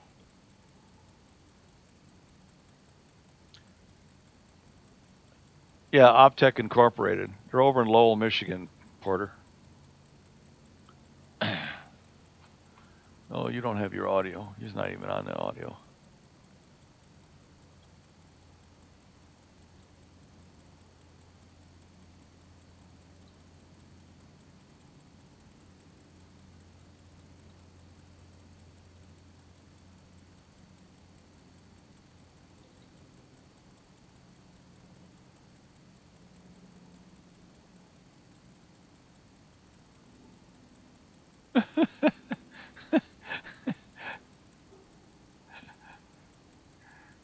At least mine was astronomical. Come on.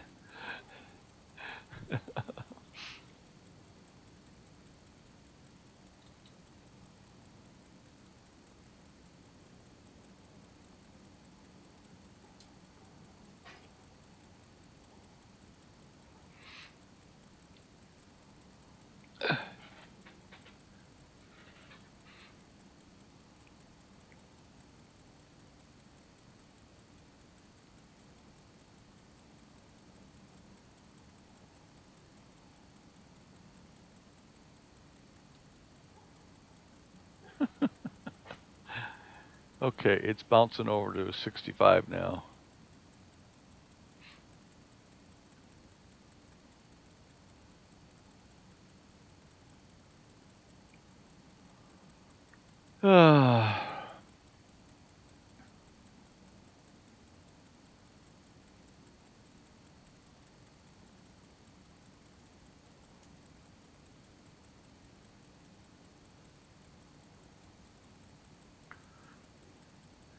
Well, now I gotta go look at this. Oh, it's just it's just a club wagon.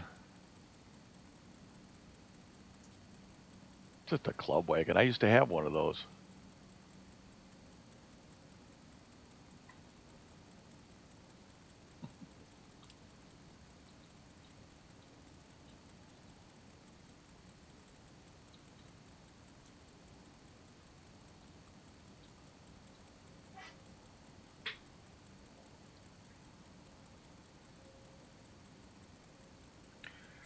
Okay, so 65 is now centered, and we're taking our first image.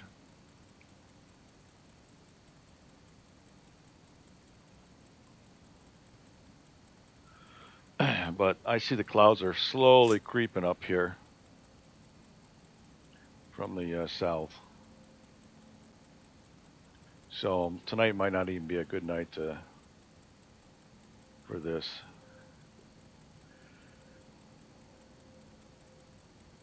According to Clear Outside, it's going to be cloudy by 1 o'clock. Or no, by midnight. Well, somewhere in that ballpark.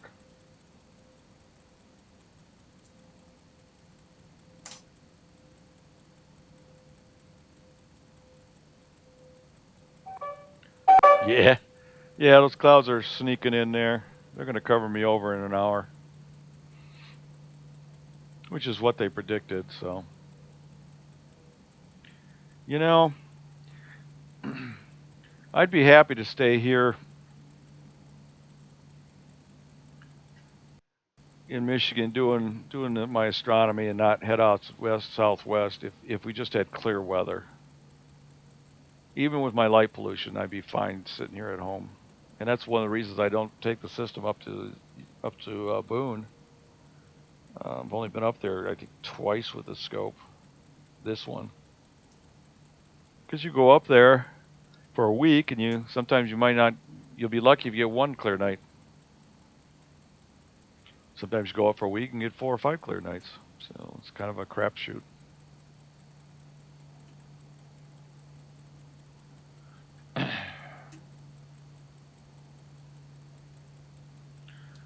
Yep.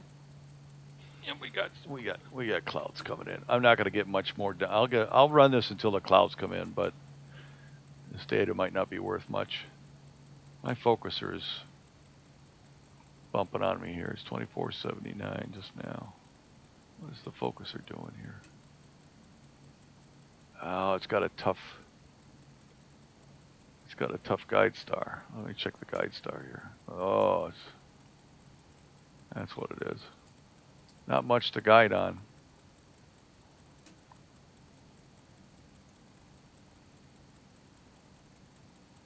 That one's even worse. So now I'm in an area of the sky where there's not a lot of stars that this guide camera can see.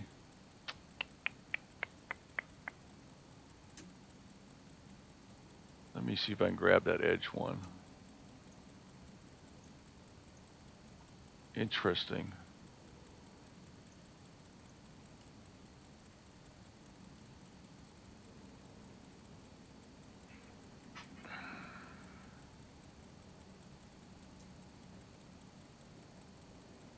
These stars are not running much in the infrared. That's why I'm not seeing it very well. They're really dim. I'm going to up this to 4 seconds. Maybe that'll pop them in a little better.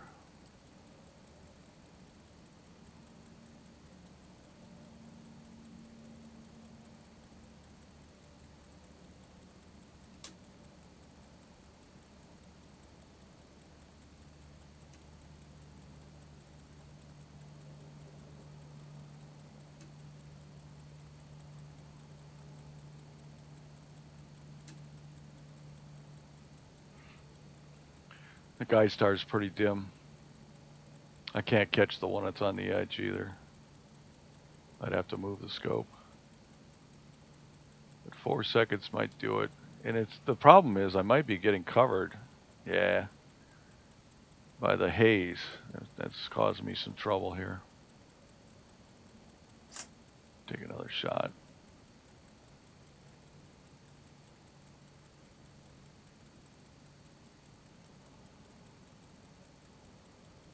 Well, it's fine. It's reached a focus point at 2520. Okay.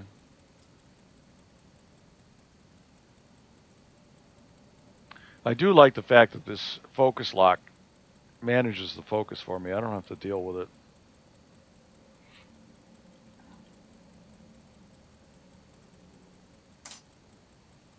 Yeah, that haze is coming in.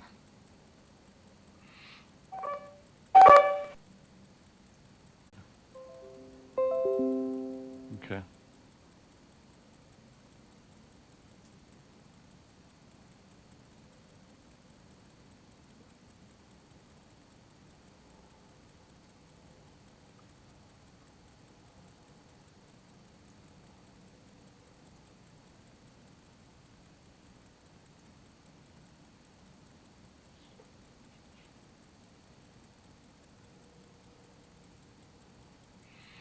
First frame has come back.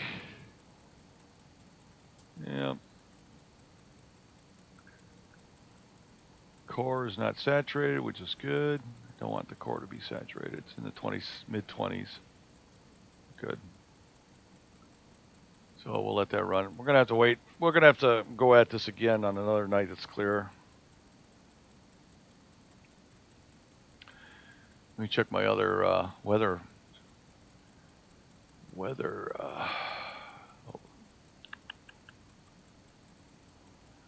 Oh, yeah. Here's what's coming in. The pink stuff is not good, and it's just about to cover me over. I've got some of the white stuff on me now. And that's coming in from the west. And I'm actually looking southeast, so this stuff's going to come over the top of me soon. This is the last 2 hours. I think that's what's March 20.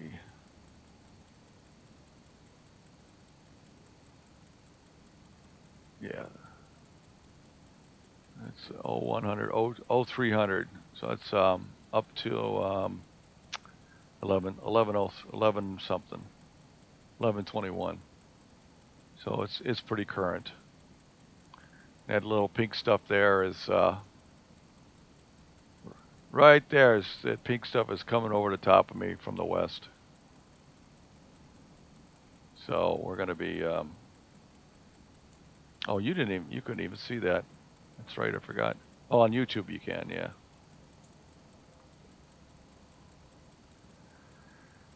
So that means we'll end up shutting this down probably within an hour. And I'll just have to go after these objects, this object some other time.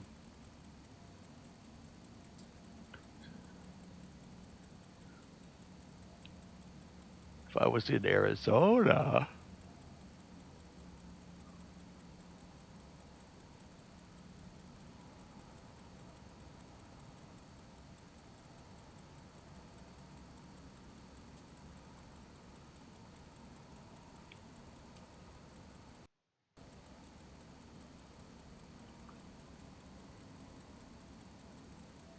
Yeah, Arizona's going to be clear all night with a horrible seeing.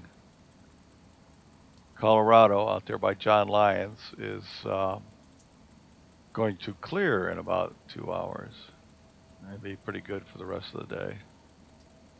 Rusty's in New Mexico is clear. Can be clear all night, but terrible seeing.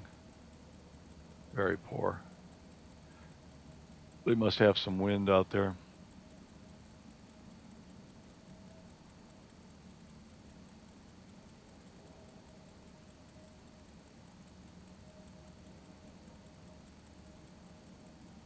See how my guiding's going here. I upped it to 4 seconds, so it's not, yeah, it's fine. In fact, it's almost better than it's been in the past. My dither had a big spike in it. Drop this down to 8, which is what I usually do. Yeah. When I shoot to the southeast, my guiding isn't all that great. Scope's got a lot of backlash in it, I guess. I'll have to take it apart and work on fixing that.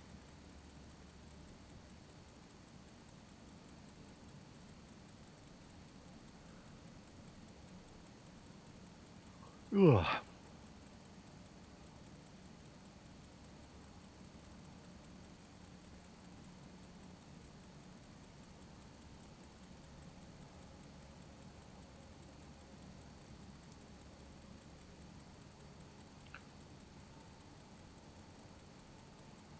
Well, this says I got 6 people in the YouTube.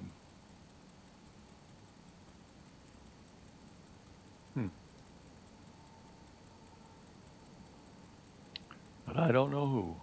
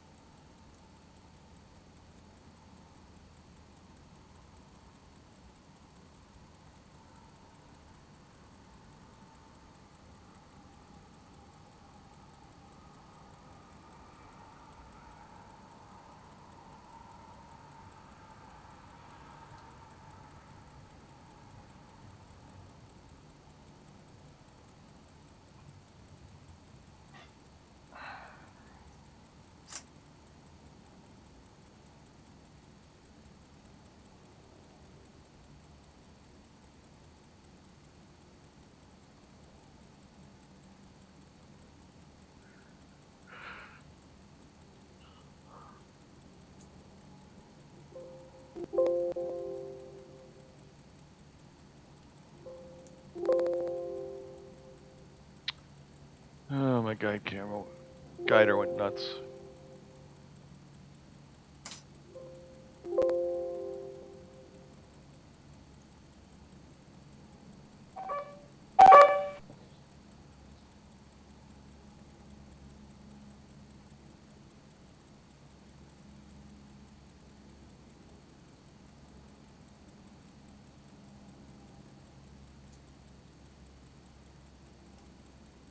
I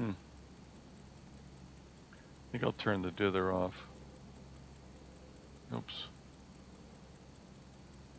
Oh, I didn't want to do that.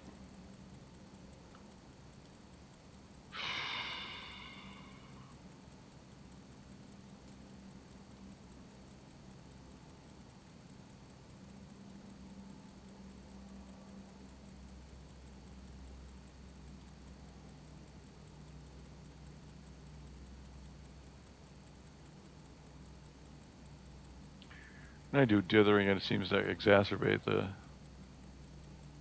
drive system. It goes a little bonkers for a little while.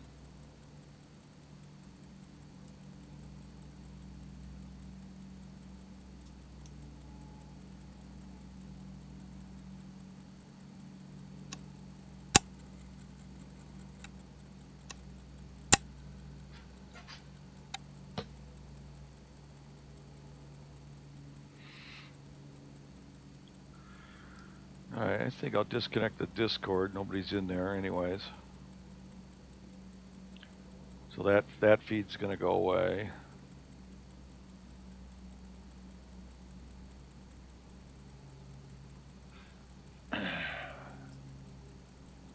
Disconnect that. I'll stay in there for the audio, but shut down the feed. YouTube will be up and running still.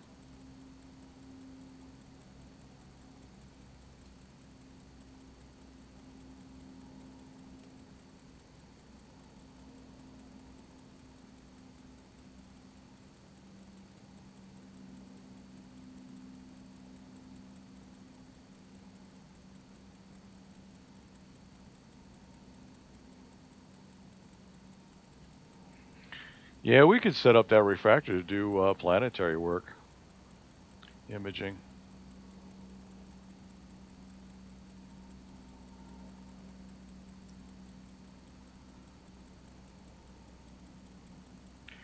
That mount out there, what, Jonathan, what's the load capacity on that mount that's in the Stargate? You know? I don't even remember what mount it is.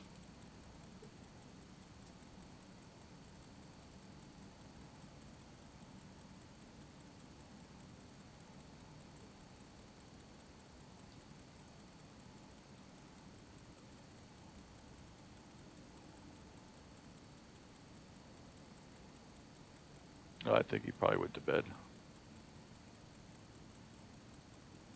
Yep. Yep, he's not even in Discord anymore.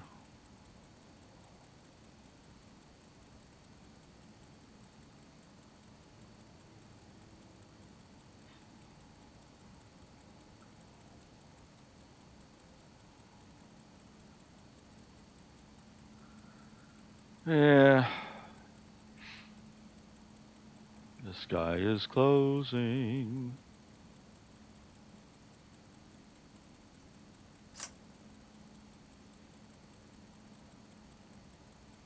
Let me see what my stars look like here. I don't think they're oblong like they were. I think my polar alignment was the issue, which I fixed today. Yeah, stars are much better. For a 5-minute shot, I would have seen a slightly oblong. They look like they're pretty round. So, whenever I start getting the oblong stars, it tells me I've got to go out and start. I got to go out and check my polar alignment again. Oh man, yeah, the sky's just getting worse. I'm shooting through haze now.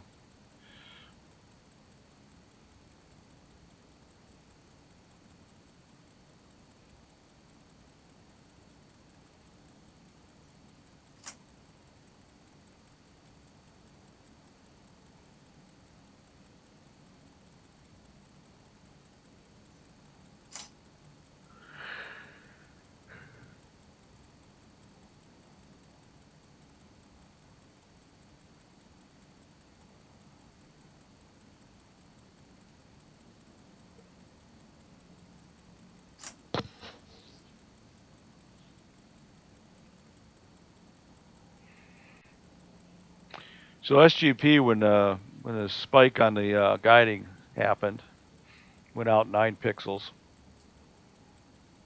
It says I'm throwing it basically threw that frame away, waited for it to settle back, reacquired a guide star, and continued on.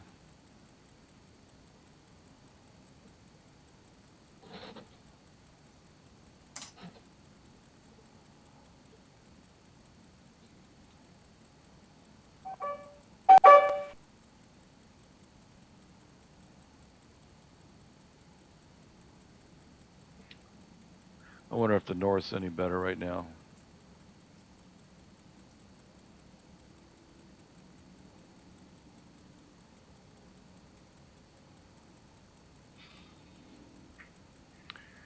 That sky is creeping up.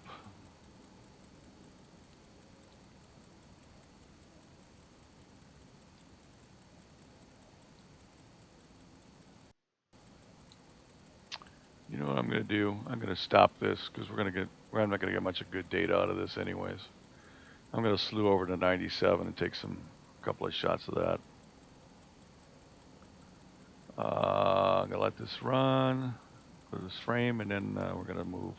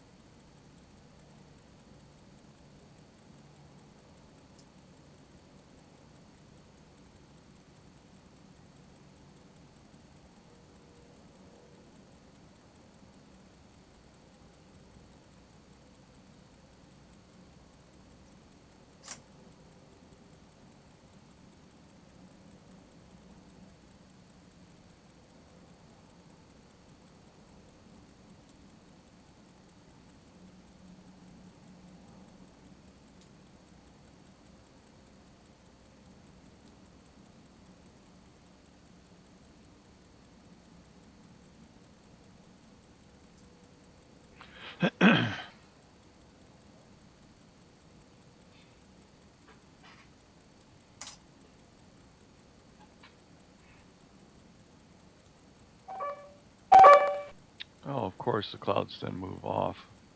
I don't care. It's not a good galaxy night. I'm going to abort this one. And we're going to undo that one, undo that one. And now we're going to resume and go after the next one.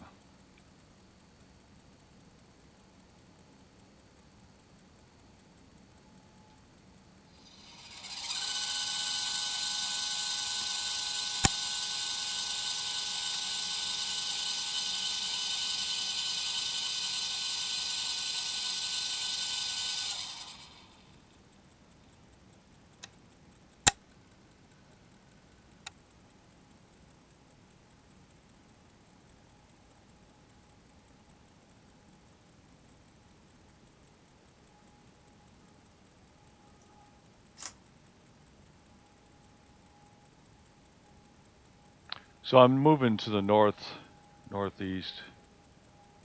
I'm hoping that the cloud cover isn't so bad down up there. Just go after something simple.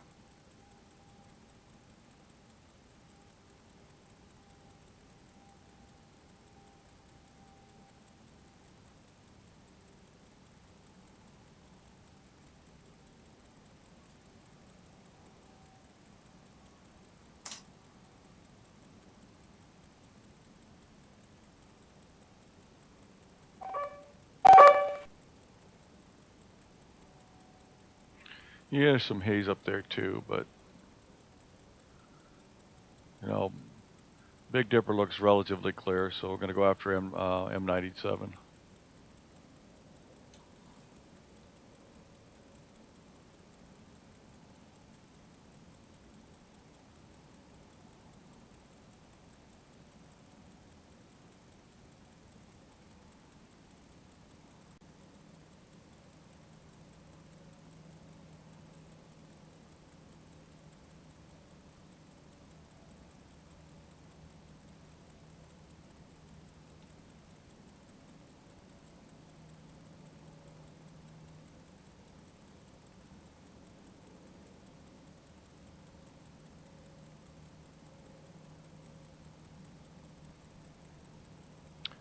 Heading out to M97. Oh, that shouldn't have done that. It moved in the middle of the exposure. I don't know why. Wonder if I hit one of those RA glitches again. I wouldn't know, because it's not tracking.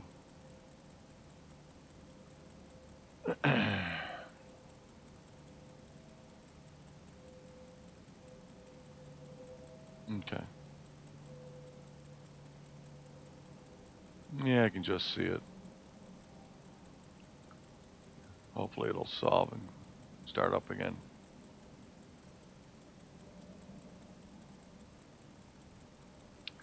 No, it did not. It's not moving in RA now.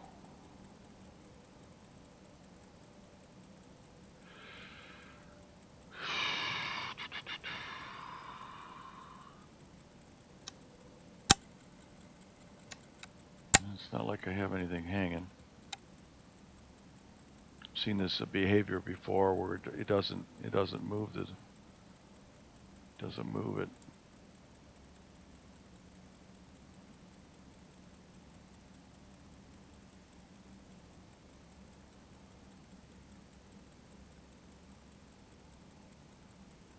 There we go. Moved it that time.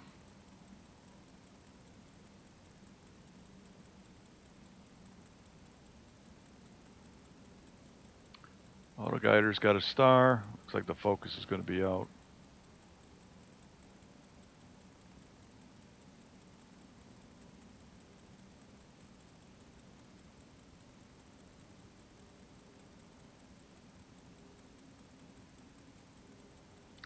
And it's taken the first frame.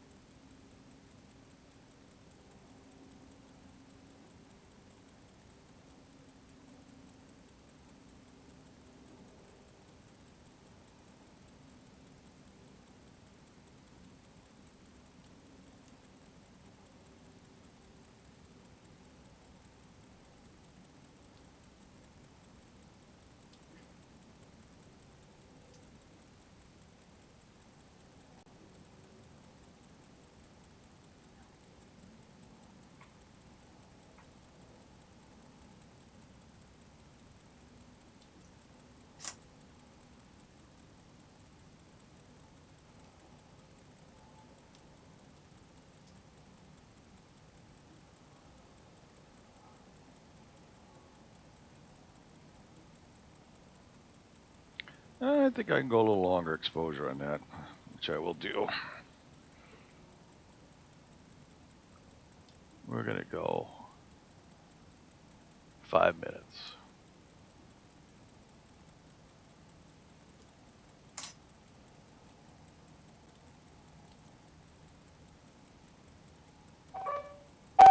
Yeah. And get over there, clouds are starting to head in there too. But that's okay. We'll just keep going for a little while. Yeah, I gotta increase the exposures here. 1 minute's not long enough.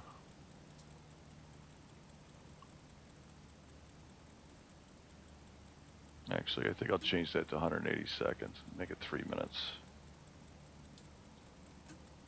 All right.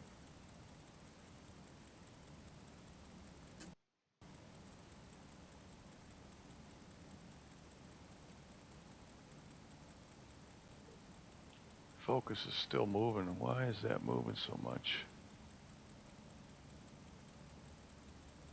2385. Holy cow. I moved 120 counts.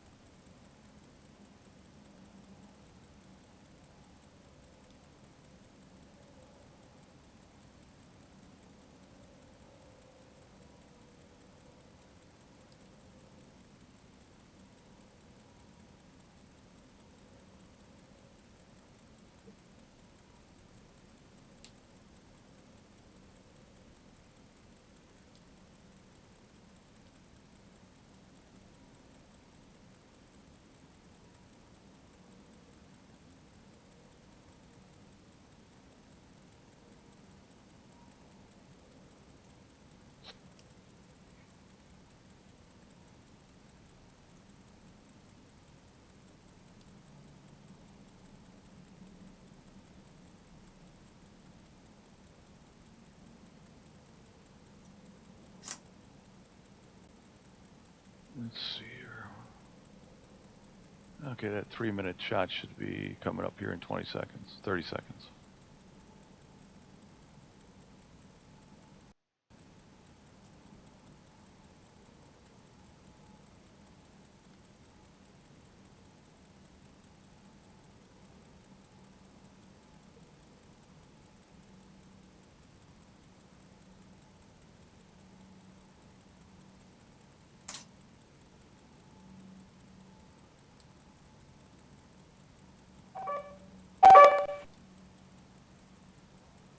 Alright, so there's the owl.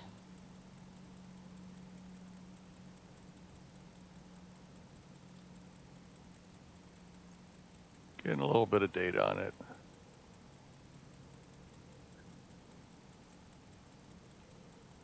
I think it probably could take 5-minute shots. Go ahead and up that to 5 minutes. It's going to take another 3-minute one. That'll take some 5 minutes.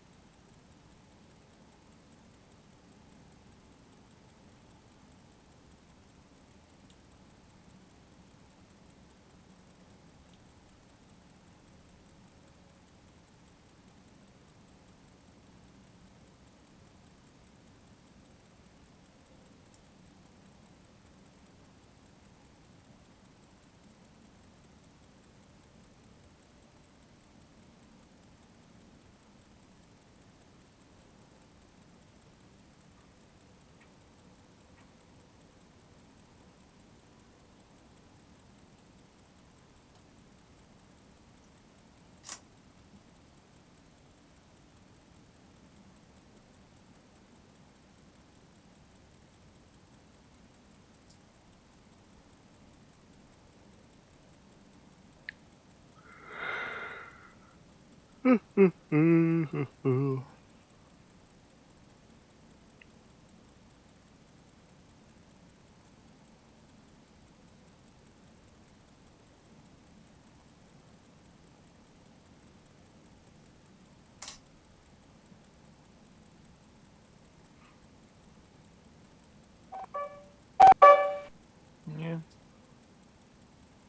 Some high Cirrus, but I can still see it.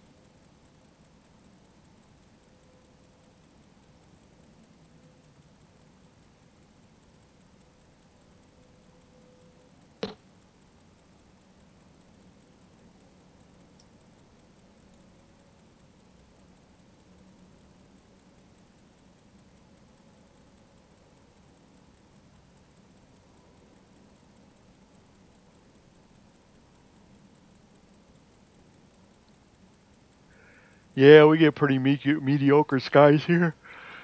Most most nights that are supposedly clear are not really all that clear.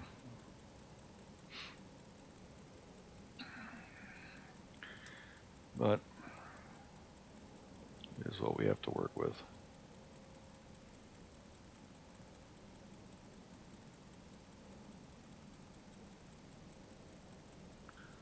See how my guiding's going here. Not too bad.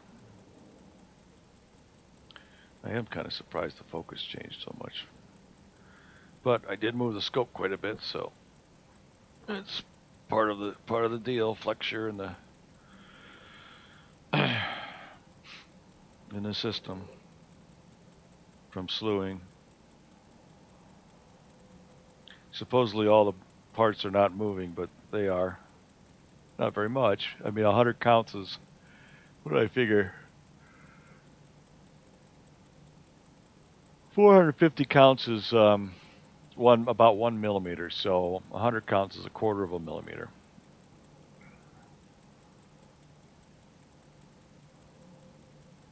Approximately.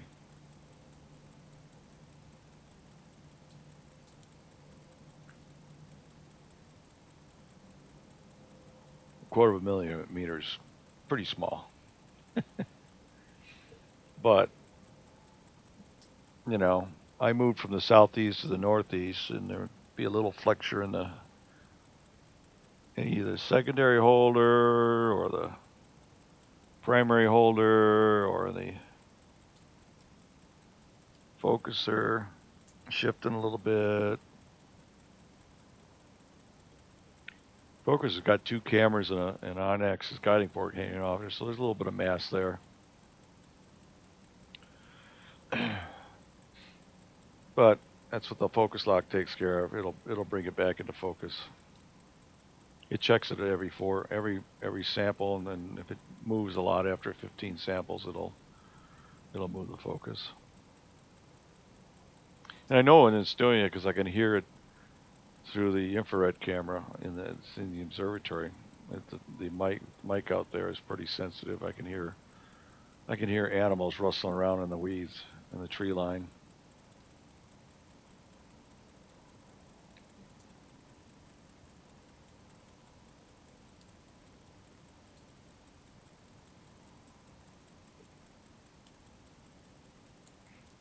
All right.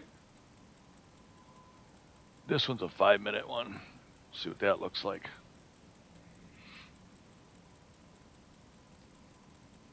I don't believe that central star gets saturated. Barely there now. 7,000 counts. These other stars will be. That one's 40. That one's saturated. But not the object.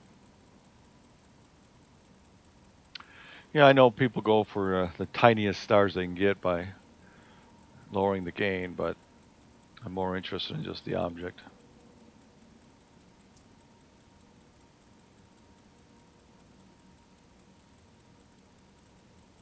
It's my messy library behind me.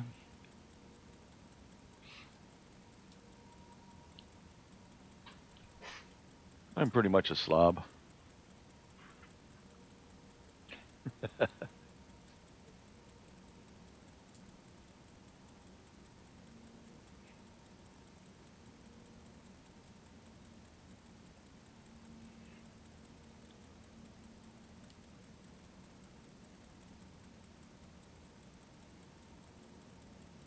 Oh man.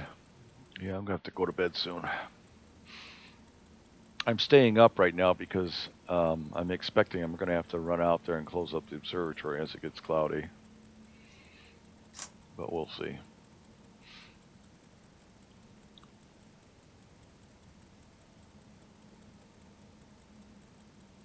I also want to look at this 5-minute exposure as far as the stars are concerned. See if that slight oblong factor comes back. I think the polar alignment is the issue. Every once in a while, after a month, okay, 5 minutes.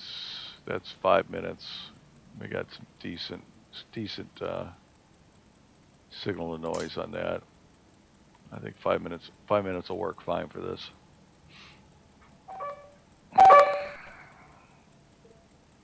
Using about a quarter of it. And I'm still clear overhead, so I'll keep this going.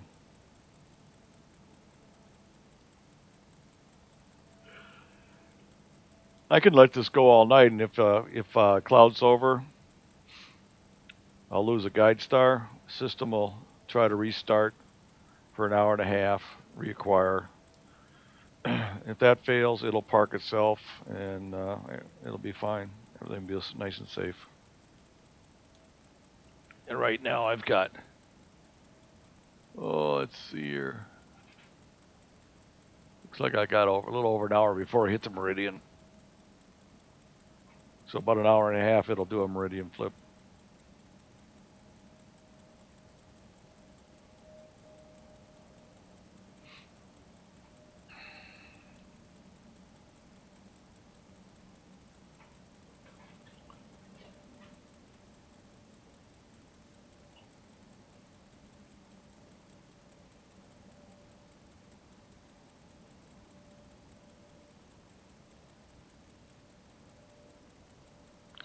Yeah, I've had this webcam on I've had it for a long time. I just keep forgetting to put it on. People can. I figured it might be a human interest story. I got so much junk here. I got brochures on trailers. I got my one of my old pairs of binoculars, iPad, Skelnate Plazo, and then on this library, I've got those are all about 8,000 slides there on those binders, and then I've got 3 rows of astronomy books. Pretty much, yeah. Pretty much the bottom 3 rows are all physics and astronomy.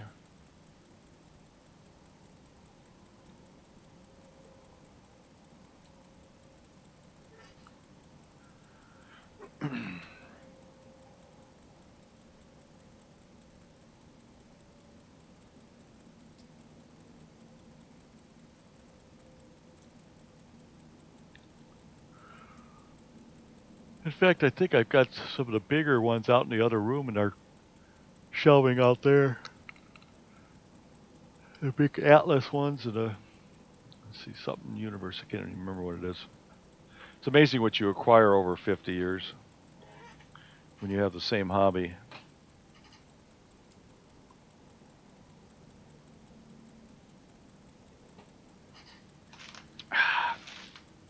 I'm going to mute myself and eat some munchies.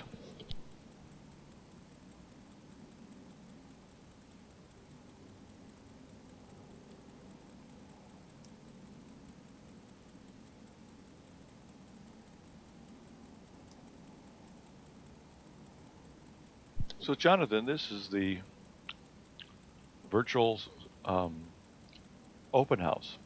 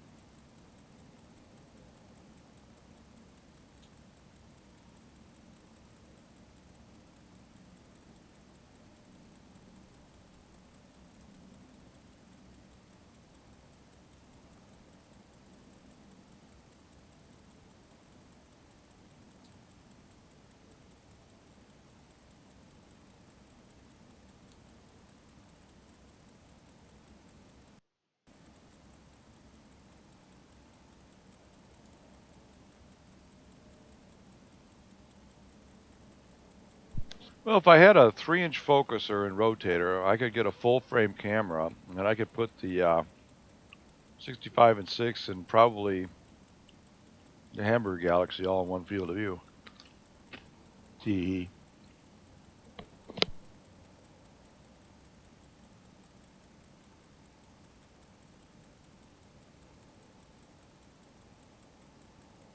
I mean, isn't that what the club equipment is all about? Loaning it out and being able to use it. We got all those scopes, but we have no imaging stuff,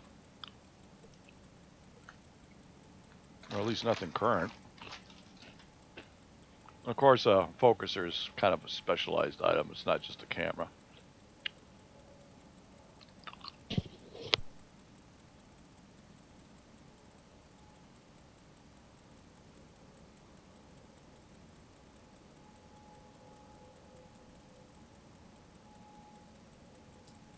I'll tell you what, if the club were to have a portfolio of astro imaging equipment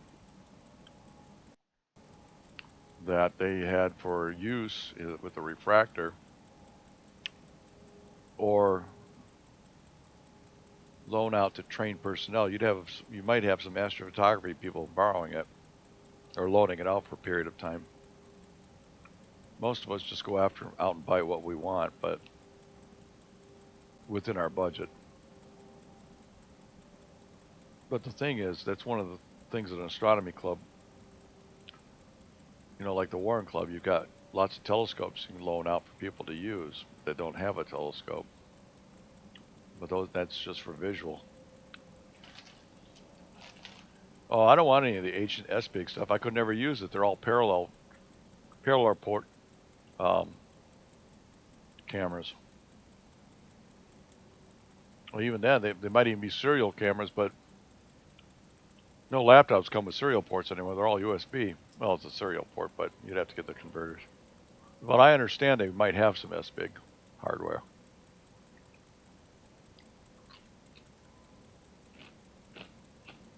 But the gist of my point was,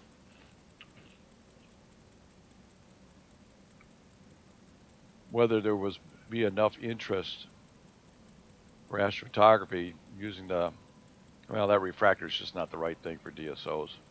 You guys could do DSO imaging from Stargate if you had a different system out there. That's an F10, isn't it, or F8?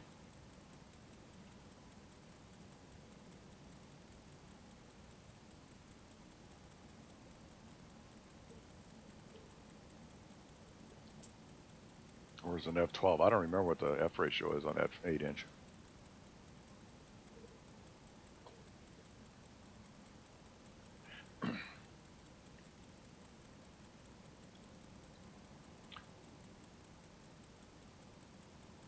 You could actually put a 10 or a 12-inch RC on there, maybe even a 16-inch RC on that thing at F8 or F7 on that mount, I think.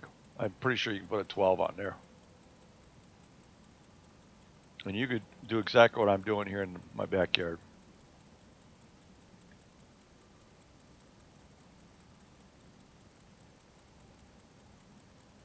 And if they had internet out there, we could actually, you'd have to automate the dome. It's one of the reasons I built a roll-off is didn't want to have to automate the dome. Yeah, it's probably F10. It might even be F8. But in any case, if it was like F8, that's what my 10 inches. It's an F8. You could do ESOs with that. It's not as fast as what other people want to be able to do, like F5 or F6, or even F4. But I think it'd be interesting to throw a current level CMOS APS-C sized chip on there. Is that a 2-inch focuser, or has it got a 3-inch focuser on it? Because if you had a 3-inch focuser, you could put a full frame on there. It'd be more expensive, but you could do some globular clusters with that pretty easily. I mean, it's real simple, and then have a display on the wall for the scouts. Of course, you might want to leave that refractor as a visual. That's probably true. It's funny how our club has been. We've always had visual observers, which I've been for a long time. And we've always collected equipment for visual observing. But when it came to astrophotography, those club members that want to do astrophotography had to fend for themselves, spend the money on their own equipment to do it. We we might have gotten a system together for that Cassegrain or even when it was F4 at some point, but I don't know of anybody that went out there and actually used it significantly. And it might have been because the drive system on the old mount wasn't good enough. With that new drive you guys got out there, you could put a heck, you probably got enough back focus. You put an on-axis guiding port. Actually, put my whole assembly on there if it's a 2-inch, just with the right adapter. I could actually bring my whole on-axis cameras and all and put it right on the back end of that refractor with the right adapter. But it's a manual focus, so we'd have to do manual focusing, which would be a pain in the butt. It's hard to focus a camera when you have to actually touch the scope, because everything moves as you try to focus it. Whereas if you had a computer controlled focuser, it doesn't move. You don't touch it. It moves, and you can automate the focusing, in fact. That's the reason I have that Optec. Or, there's other vendors that have motor controlled focusers to do the same thing.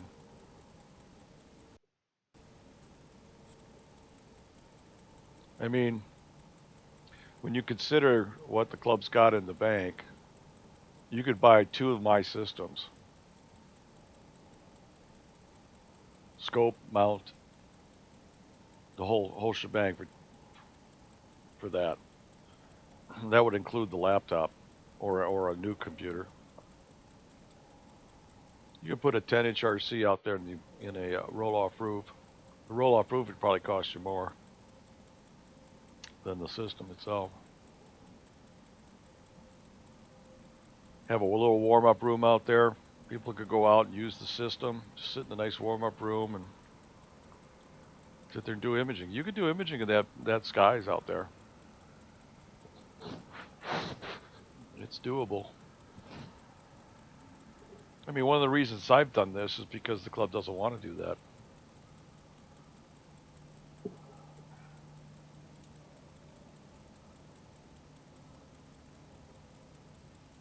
Most clubs don't. They're more public outreach.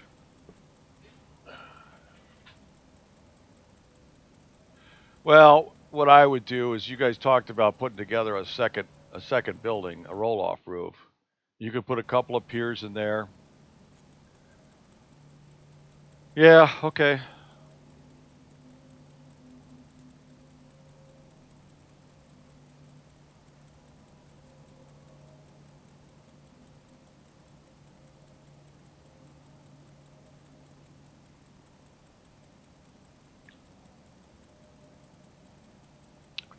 Well, here's another option.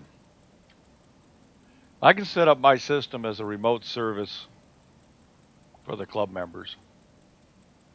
So they can just dial in and put their imaging request, and if it's clear, it automatically start up and run. But I'd have to have the club invest a little bit of money for the additional automation for the roof, and I could set it up for. I got this one strand in my light rope there that comes on and off. Anyhow, there's things we could do.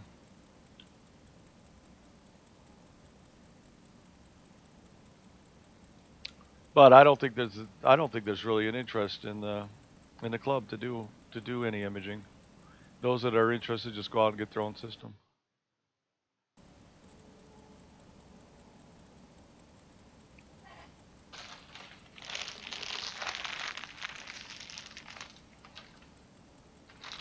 That's what a hobby's about. Do what you want.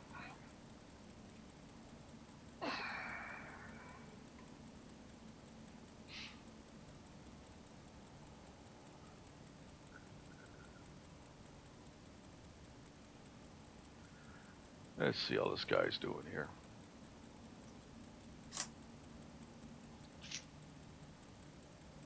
I mean, the clubs that I belong to are. Oh yeah, I mean, that's what you could do. That's what I can do with this system. I can actually run this system from anywhere in the country if I wanted to. I just have to automate a couple more things. The roof is one of them, and then I just have to leave the covers off the optics. Because there's a control system for the roof that I didn't buy because I figured I had to go out there anyways.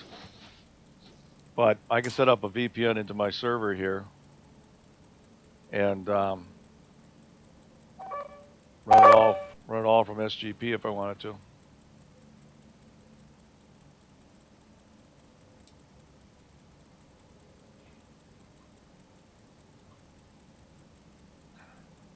I mean, the fact that I'm sitting in my den here doing this is no different than me sitting in, in a McDonald's in Brighton, getting on their internet, connecting into my server here, and doing the same thing. Other than the fact that I have to have the roof opened. And that roof control system from Backyard Observatory is not cheap.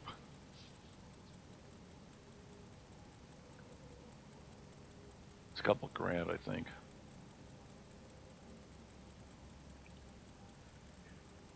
I suppose I could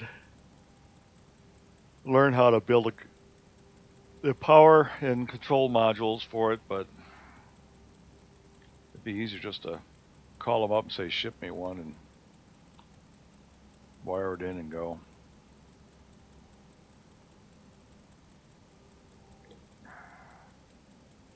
If I ever put a roll-off up north, I would get it. I'd automate all that.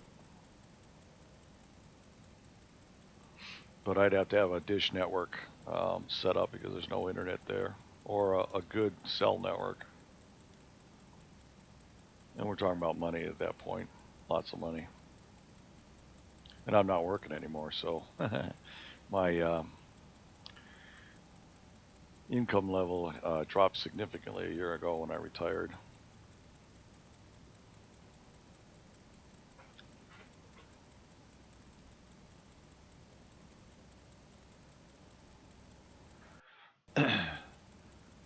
Yeah, I got to run out there if something's broke.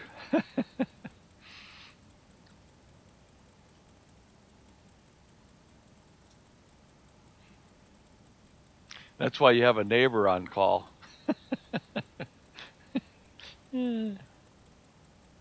Actually, I only went out there once, and that was to plug in the computer because it was running low on the battery.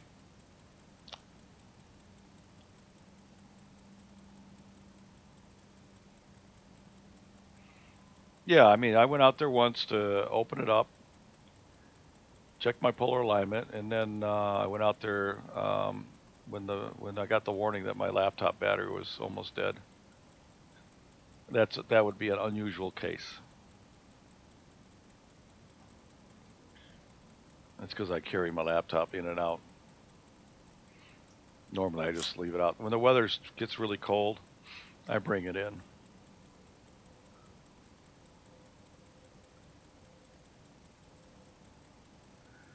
I leave it in its carrying case when the temperatures get into the teens. And then when the run's done, I just carry it in.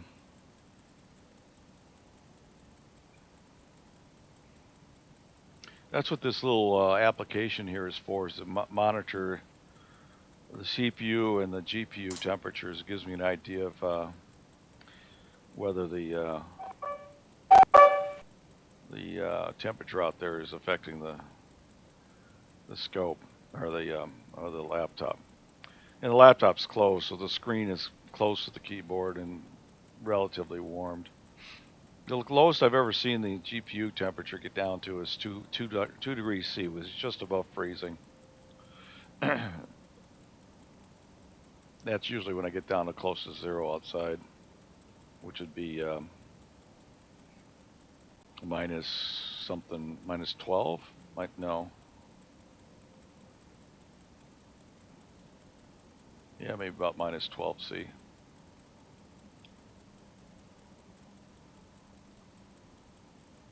Getting some clouds coming in again, even in where I'm pointing now. You can see the haze.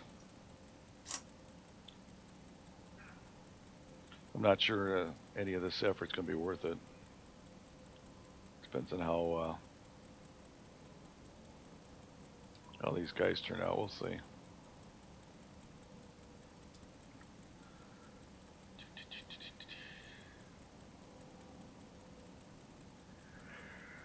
Yeah, when you retire, you have the time, but you don't have the money. When you work, you have the money, but you don't have the time. It's a catch-22.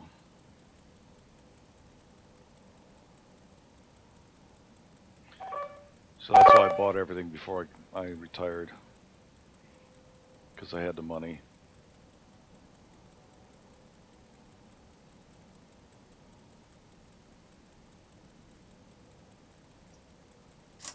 But I don't now.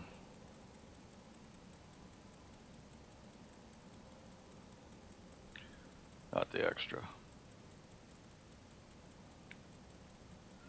We got to get our bathroom done. We've allocated a chunk of money to do our bathrooms. They need to be the downstairs especially. We were going to have a company come out yesterday to do an estimate, and I told them, why don't we wait a couple months until this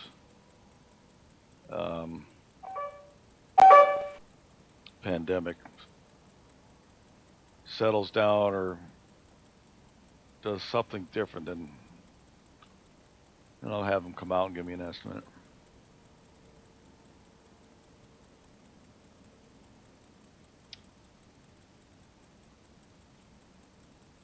Last thing you want to have happen is it lasts a long time and our economy collapses to the point where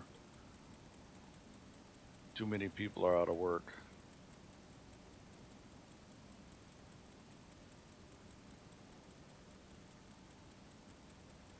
And I gotta hope my retirement fund doesn't dry up on me. If that happens, then we're all gonna be in trouble.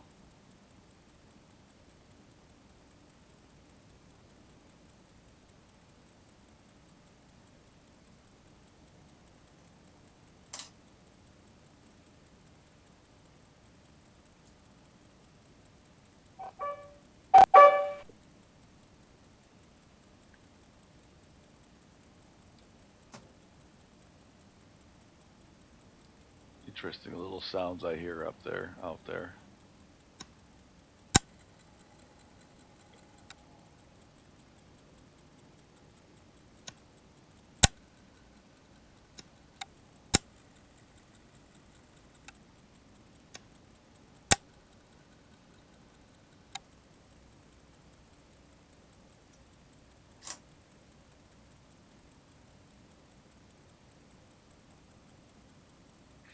I actually think my neighbor south of me, he's got about a 900-foot driveway. I think I heard him drive up his driveway and stop just south of my observatory and get out of his truck and kind of look across the field there at my building to see what the hell I was doing. And then got back in and drove away.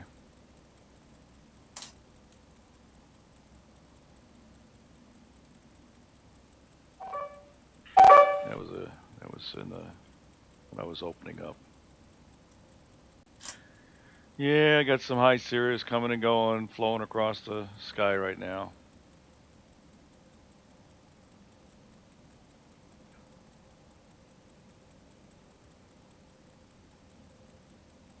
Yes, I know streaming at this resolution is not optimal. Quit telling me that. I'm getting this message from YouTube. Says your streaming is 1344 by 3440 by. Oh, wait a minute. Oh, the bit rate. Now it's telling me the bit rate is lower than recommended. Yeah, well, that's nice.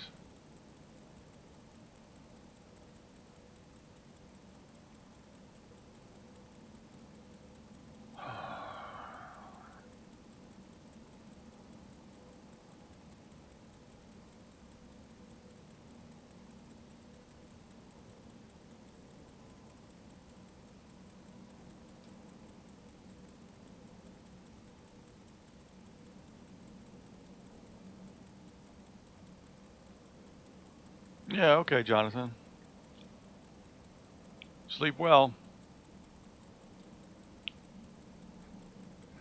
I think you and I are the only ones on the YouTube anyways. There's only two people watching. It's me and you.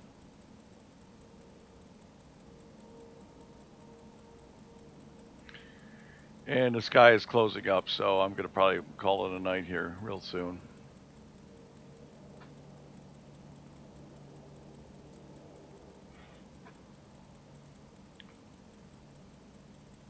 I found you.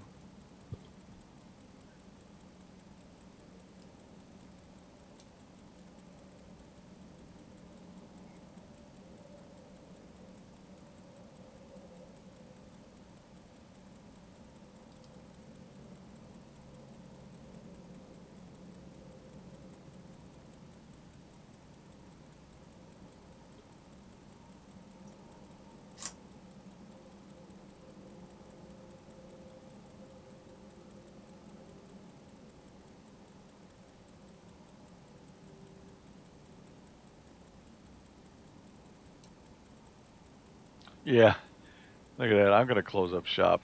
The haze is getting way too bad. So I'm gonna stop it at the end of this frame, and we're gonna close it up.